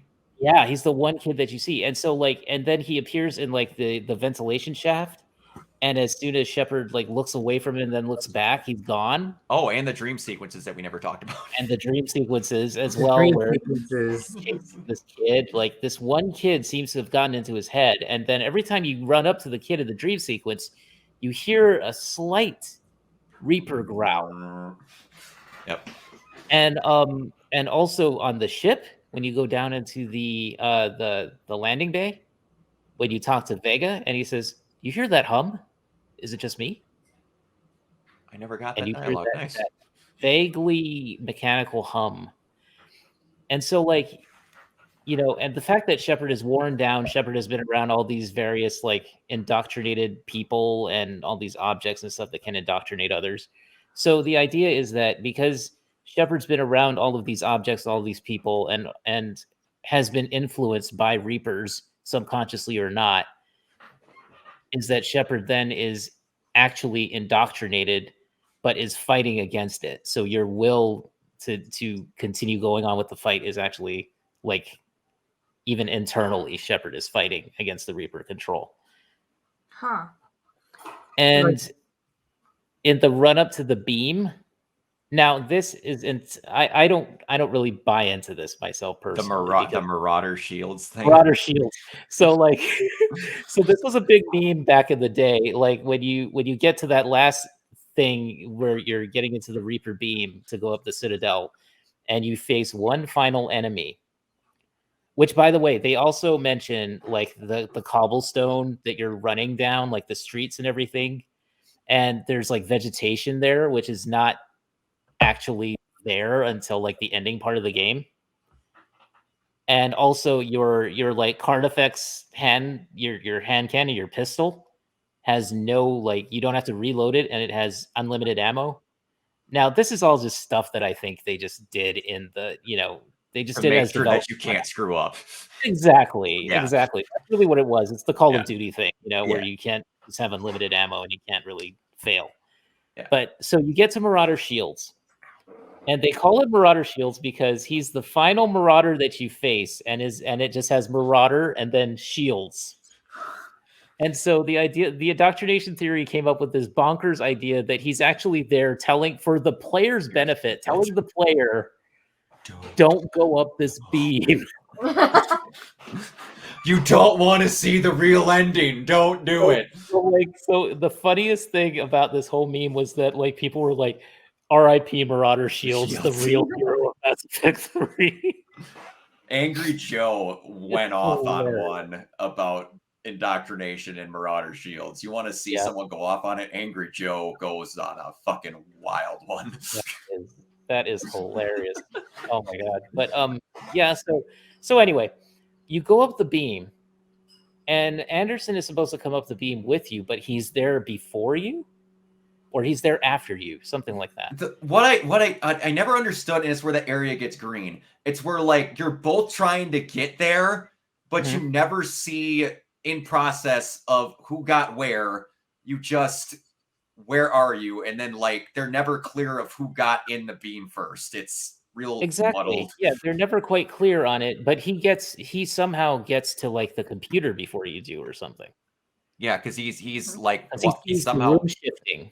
Yeah, he's like somehow the walls got in and he's looking. I don't know, but yeah. And they also pointed out the fact that there's like character models of like Ashley and Caden that are like the dead bodies in the hallway. Which somebody had to actually go into photo mode or something to like refloat the camera to really see that. But anyway, that's pretty hilarious. But still, yeah, I mean, it's like Mass Effect 1 Ashley and Caden too, which is hilarious. So obviously they're just reusing assets. That's the beautiful thing where it's like, I found it. No, they're saving money. No, they're just reusing assets. I mean, even I don't believe everything that this whole theory is saying, but I love how that turns into stuff where it's like, there's a dead body of an old character with a different hat on. Yeah, I know. Yeah, I know, because assets reuse and all that. Yeah, that's what happens. Companies are cheap. Yeah. So anyhow, when you get to that, like so you get to the room with Elusive Man, and you have Anderson, and you have yourself. Now, one of the more interesting ideas in the theory is that it's actually a representation of Shepard fighting the control of the Reapers there. Like, the Elusive Man represents control, Anderson represents fighting back against them, and you're stuck in the middle, and you're trying to decide what part of you is going to survive that. So the Elusive Man shoots Anderson, which is kind of almost like physiologically transferred to you because you're shot in the abdomen, which is something that they don't really cover. Yeah, which is weird. But anyway, it's just one of those weird things. I mean, Shepard got hurt on the way up to the, what have you. But, but the idea is that, like, both shot in the gut. And then Elusive Man is going to, you think he's going to win, but then at the end, Shepard shoots him or whatever happens. He kills himself, what have you. So Shepard then fights off the control, fights off the indoctrination. Then you get to the main ending where that's why they're like, destroy is the correct one, because at the end, Shepard survives because you see him or her breathe at the very end in the rubble on Earth. How did they get back to the rubble on Earth? That's the thing we don't know. So they're saying that so the people that came up with this indoctrination theory are saying that basically all took place in Shepard's mind and it's a dream sequence and none of it's real. So here's the big problem with that. If none of it's real, what is the ending? Yeah. Exactly. And so even, like, I love the indoctrination theory as a theory, but I'm not going to sit here and present it as gospel truth because it's not. It falls apart once you get to the actual ending. Exactly. Because why would he be sitting there? Like, the actual part that I like about the theory is if they would have restructured the whole thing with the Elusive Man and Anderson a little bit differently. That is one, if they wanted to pull that off, that was a really great thing for the representation of control and not. But then all of a sudden, that could have been a really great thing if that's what they're aiming for. That was actually a really good setup. That's one part I like. But then all of a sudden they're just like, and then you sit with Anderson and you wait on a phone call from Hackett and you got one more thing to do, kid. All right, what do you need, Dad? and then also it's like, why did they do that? Because they wanted a Marvel-esque post-credit scene before Marvel in case they got a sequel. That's why he's in the rubble. And it's like the thing where it's like, okay, the fact that he survived is batshit enough. But here's one that I always throw out that, like, when people are trying to claim it as gospel and it doesn't happen, not as you have, but like that's the actual ending. I'm like, okay, cool.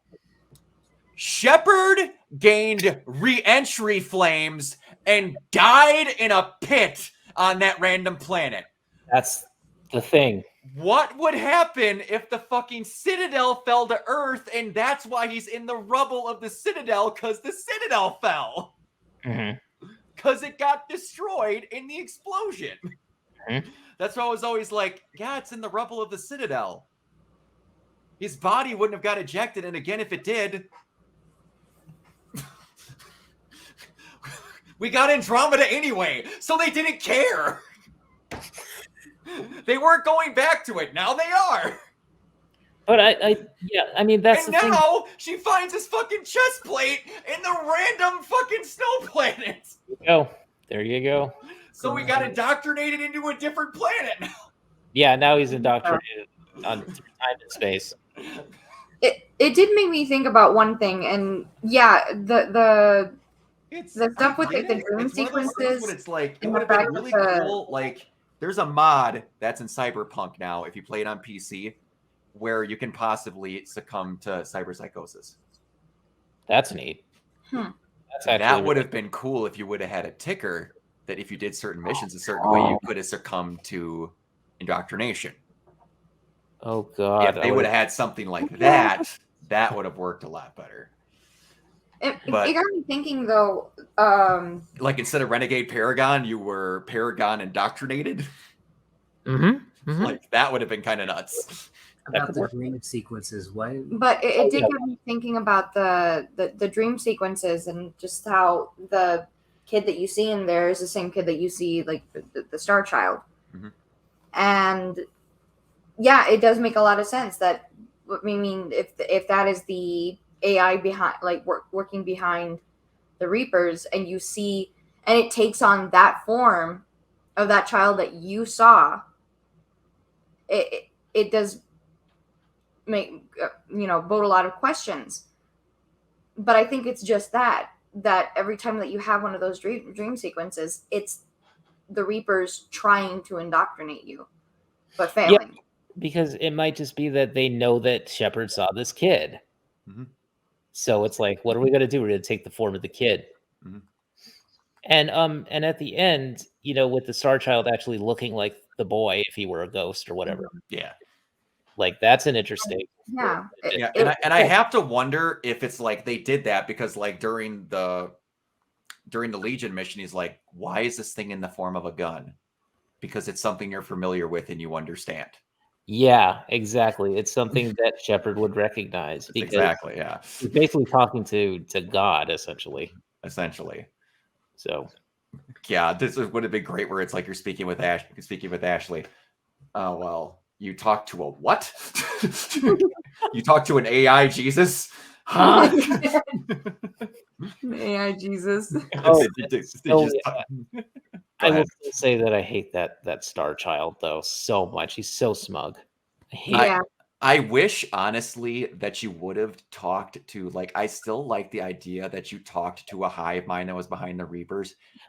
In my brain, I wish you would have talked to almost like Rodan from System Shock. Yeah, exactly. Like that. That would have been better. I like that idea that you actually talk to the Reaper goddess or something. Like that is an actual interesting idea. I always thought it's I understand the child's haunting your memory, but if you would have then went, why are you as a kid? And you're to mess with you, in its own way of saying, I'm presenting myself as this thing to screw with you. I present myself as your greatest failure. Exactly. Yeah. It's like that. They do that in Gurren Lagann. It's one of my favorite things that they do. He's trying to create the greatest despair. So at the end, he becomes this weird Jack Skellington version of the mech that they're fighting. And he's like, why is he doing that? Because he wants to beat you as your own form. So you have the highest form of despair. I'm like, when you do that correctly, that could be really cool. Mm-hmm. But yeah, as much as I don't mind those endings, I will always say that it was really dumb that you're talking to a child. But the one cool thing about the fourth ending that we didn't really talk about, which is kind of like the suicide ending. Or I didn't even know that was a thing. I got it on accident because I fucked up on a button press. But that was something they added with the extended cut too. Oh, I didn't know that. Yeah, that was not in the original. So so if you do that ending though, and you get to the point where Shepard's just like, go screw yourself, kid. I'm not going to do anything. Then the kid actually talks in Harbinger's voice and says, "So be it." And it's like, well, dude, why did you just do that in the first place?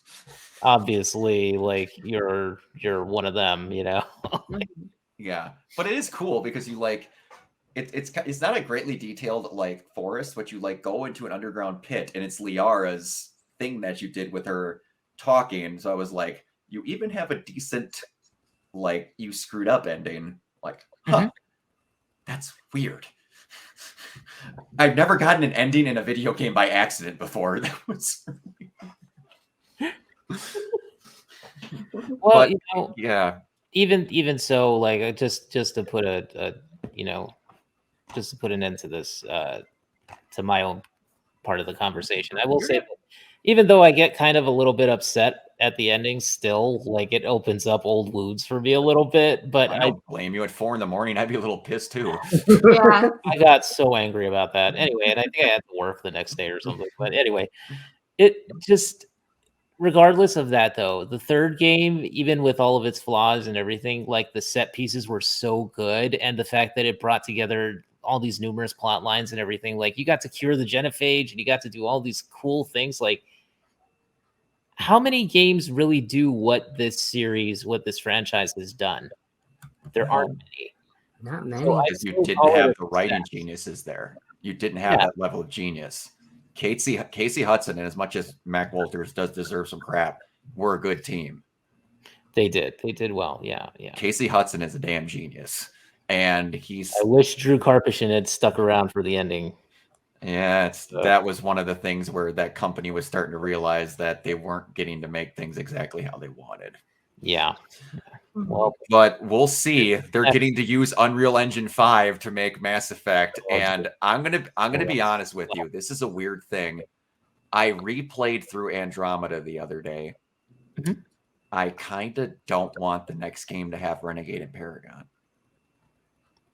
You want it to be more like Andromeda? I want it to be neutral, but you can have kind of like Horizon, where there's a heartfelt statement, a smart statement, and a fuck you statement. Mm-hmm. But you can still, what do I want to say? Make your storylines go in a certain way, but you can't get situations where if you didn't 100% the meter, you're fucked up out of a situation. Because some of those are really dumb, especially in 2 with Jack and Miranda. Just because you didn't jack the meter all the way up, you can lose a character. Yeah, that's not, no. Yeah. And like you could still be a dickhead or a peacemaker without needing to 100% a meter to get everything good. Now, you can do a situation correctly to get like a cool moment, but like there's some parts where you just had to weasel your way out of conversation by being clever that I liked versus you unlocked the ultimate option random quote. I wouldn't mind them trying a little bit. I'm not going to be upset if it comes back, but I wouldn't mind a little bit of difference with the Renegade and Paragon thing. Where you could kind of be more split down the middle and not get punished for it. Makes me think about how Wooly and Reggie, when they played Mass Effect 1, they kind of accidentally let Rex live. Accidentally? See, they fucked up a little bit and they didn't like build up their Paragon or Renegade all the way through. And then they got to the standoff in Mass Effect 1 with Rex, and those options didn't come up. And as far as I knew, if you didn't have at least that, you were fucked and you were going to kill Rex. Mm-hmm. So Reggie was stuck in a no-win situation, and just by the skin of his teeth, he picked like, hey, look, there's bigger things. If you go with them, if you go with Saren, you're gonna be a fucking puppet. And somehow he managed to get Rex to live. Good Lord. And Wooly was just like, you really screwed up, but you don't even know it. Yeah. Like, what do you mean? Normally, that would have killed Rex. I'll say this because I know we're getting near to the 4-hour mark. We are, which I knew we were going to have a lot on this one. Yeah, me too. Crystal, real quick, what do you think of indoctrination? I think it to the point that Shepard is actually indoctrinated or any other crazy bullshit like that. I don't think so. I think it's interesting to think about. Absolutely. But I don't think it's more than just those dream sequences being like attempts to indoctrinate. Yeah. That, because when you first started talking about it, I'm like, wait, I didn't actually think about those parts. That, yeah, like the little Harbinger drones that happen. Yeah. And then that the Star Child is the kid that you see in your dream sequences. That it makes sense that those were attempts to indoctrinate you. But I don't think that Shepard was actually indoctrinated. Mm-hmm. Yeah. It is a fun thing to think about because there's enough loose ends if you skip over some stuff that you can somewhat make it work. Yeah, it's the it was all a dream thing. It's BS. That is the thing that really gets me because there is very few situations where I'm not like, no, fuck you, I hate that. Yeah. There was one thing that I remember watching the indoctrination theory videos, which, like I said, when they present everything initially, the very first video that you sent me, Kiona, it had like a whole montage of like, the codec telling you about Reaper indoctrination. And then over that, it plays clips from like all 3 games, showing Saren and everything like that. And, talking about how the Reapers they'll put visions in you to like convince you to act a certain way. And I'm like, okay, I'm kind of on board with this. And then the second video I saw, the 2-hour one, which again was pretty well made, but there were certain points that was just like, I was listening to it while I was at work. I'll admit, I didn't like with this 2-hour video. I didn't sit down and watch it completely. I would listen to it while I was working and my manager wasn't there. I'm just amazed that you even sat through the 2-hour video. But I only did that when I was really like incensed with the endings, and I was like, I need answers. I listened to it, and they were talking about, like the, upon reentry and like all that stuff. They mentioned how in Mass Effect 2 they were only able to preserve Shepard's brain, and I'm like, okay. But then there was another one that's talking about the visions, and I'm like I said in that initial montage, it was like, okay, that's pretty well put together. Okay, I can kind of see that. But then the guy's rationale was, well, Shepard has PTSD now, but she's seen so much shit at this point that how does she not have PTSD to begin with? Therefore, Reaper indoctrination, theories confirmed. And it's like, if you see a kid die, that's going to fuck with you. Mm-hmm. Especially my dog dying fucked with me. Yeah, a kid's gonna do it. Like literally, like that was the one point that was like, wait, hold on a minute. And then it got into a lot of minutia. And even then, there was a lot of the minutia that they're like, I can't say it's confirmed, even though I really want to. So I'm just gonna say, yeah, I love that. Don't you love that? Don't you love that when they my say sources that? trust me, bro. And my uncle works at Nintendo. And then there was another one in that same video where they talked about how one of the developers was just straight up like, I'm sorry, the Reaper indoctrination thing, that wasn't a part of the plan. If we could, we would have, but no, that wasn't a part of it. And they're like, now, granted, this does come from the source, but we can't just take a random developer who probably didn't have a big hand with the story at face value. It's like, that's like the thing I saw on Twitter not that long ago, where someone was literally trying to director-splain a filmmaker, a prominent filmmaker. I don't remember who it was, but it was like, are you really telling them how to make movies? That is my favorite thing. I know he helped make this and he was in the room, but can we really trust him? But he has no monetary gain from it, but I don't know about this guy. I'll end all of this by saying something, because we've gotten to you, Mike Gamble. We've had our bits, we all have our things that we cling to. They're like our tropes. And for Brock, it's Horizon. And I had one thing to say to Crystal after I had enough time to reflect on Mass Effect 3. I think part of the reason why it also resonated so well with me, and I want you to hear me out on this, it's because Mass Effect 3 had the exact same ending as Kingdom Hearts 3. Joshua, we are not starting this. I will make it brief. We literally just hit the 4-hour mark. I will make it incredibly brief. Incredibly brief. This is the Kingdom Hearts series. Oh boy! Don't worry, it will be brief. Correct me if I'm wrong. Didn't Kingdom Hearts 3 come out after Mass Effect 3?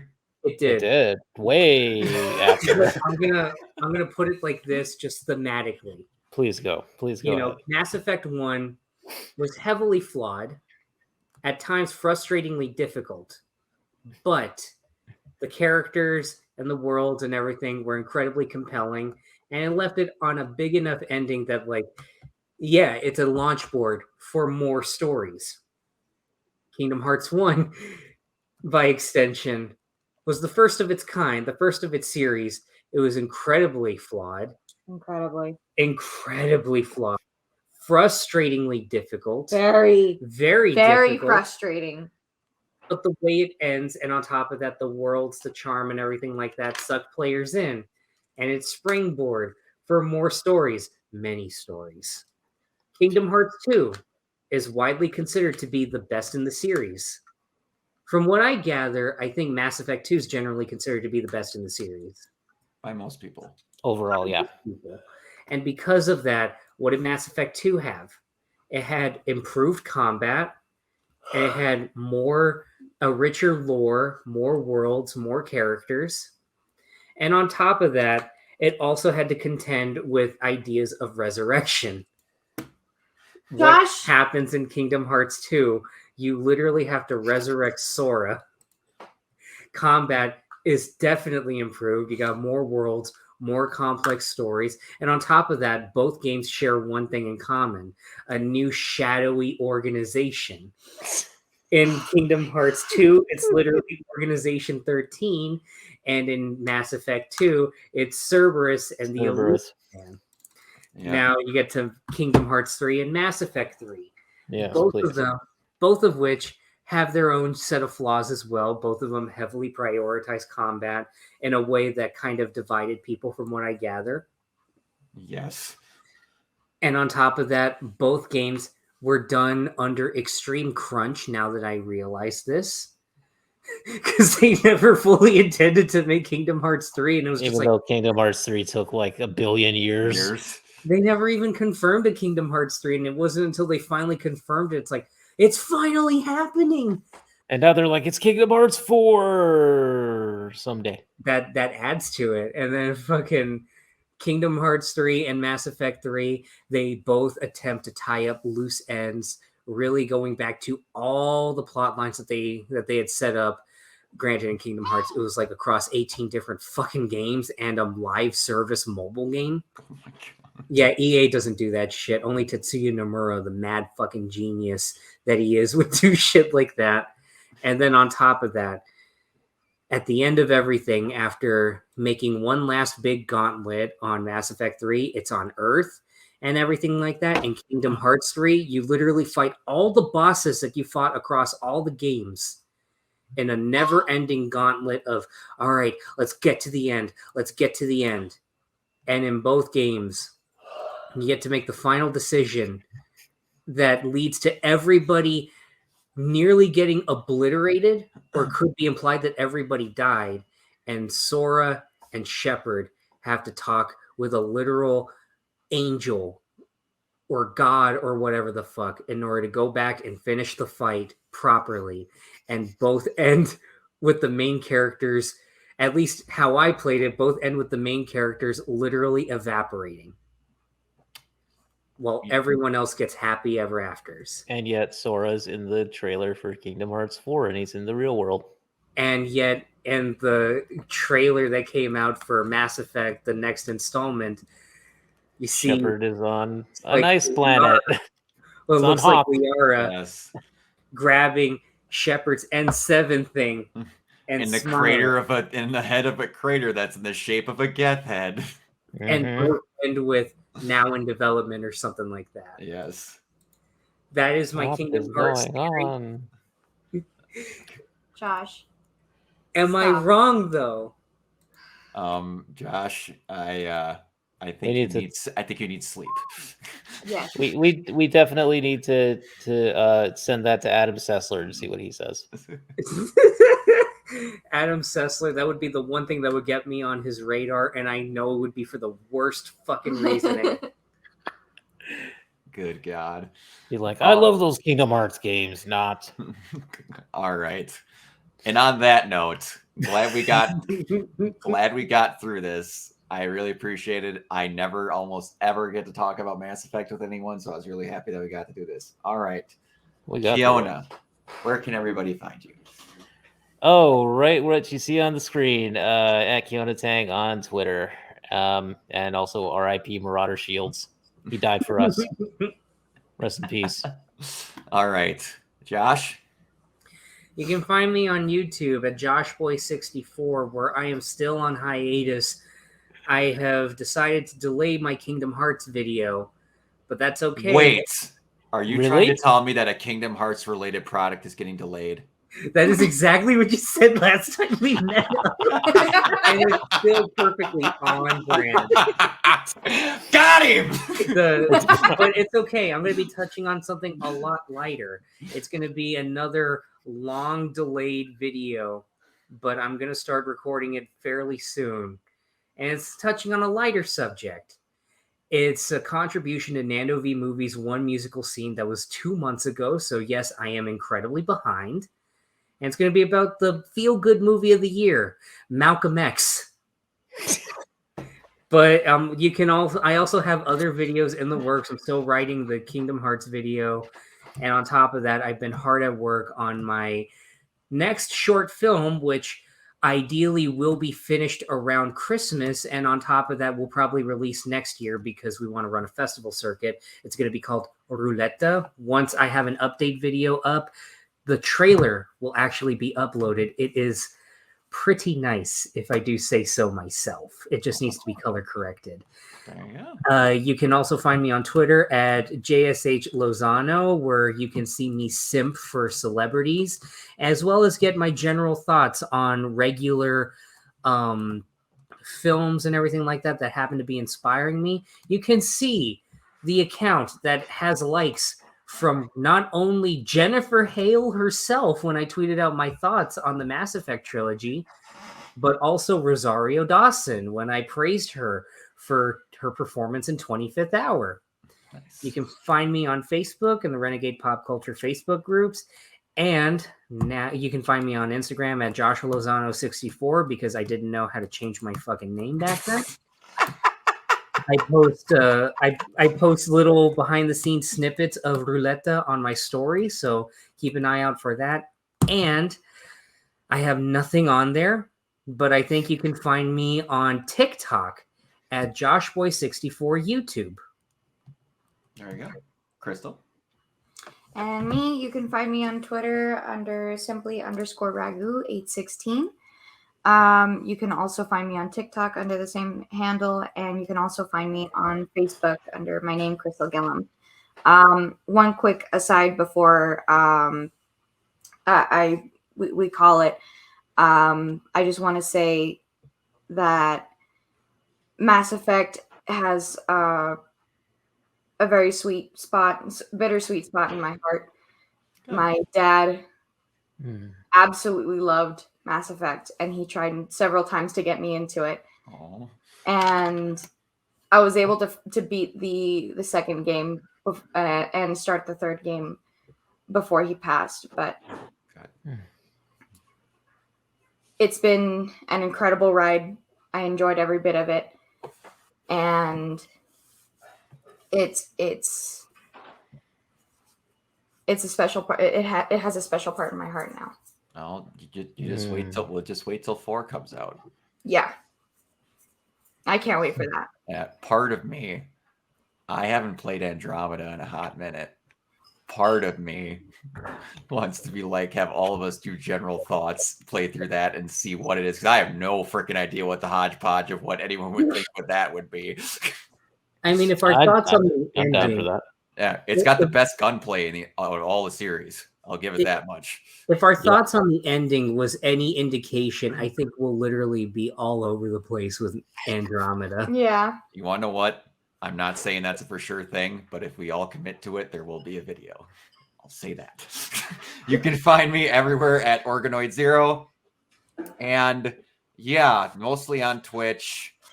I don't know what I'll be playing. No, I know exactly what I'll be playing when this comes up. I'll be 2 days away from my midnight stream of God of War Ragnarok, which if you're watching this, I'll be giving away a digital deluxe edition. You have to be watching the stream and be subscribed to me to be entered for a chance to win it.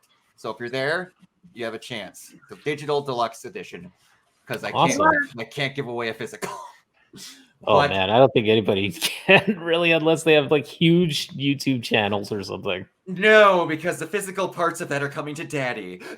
But yeah, until next time, this was great. I love you all. Keelah Se'lai.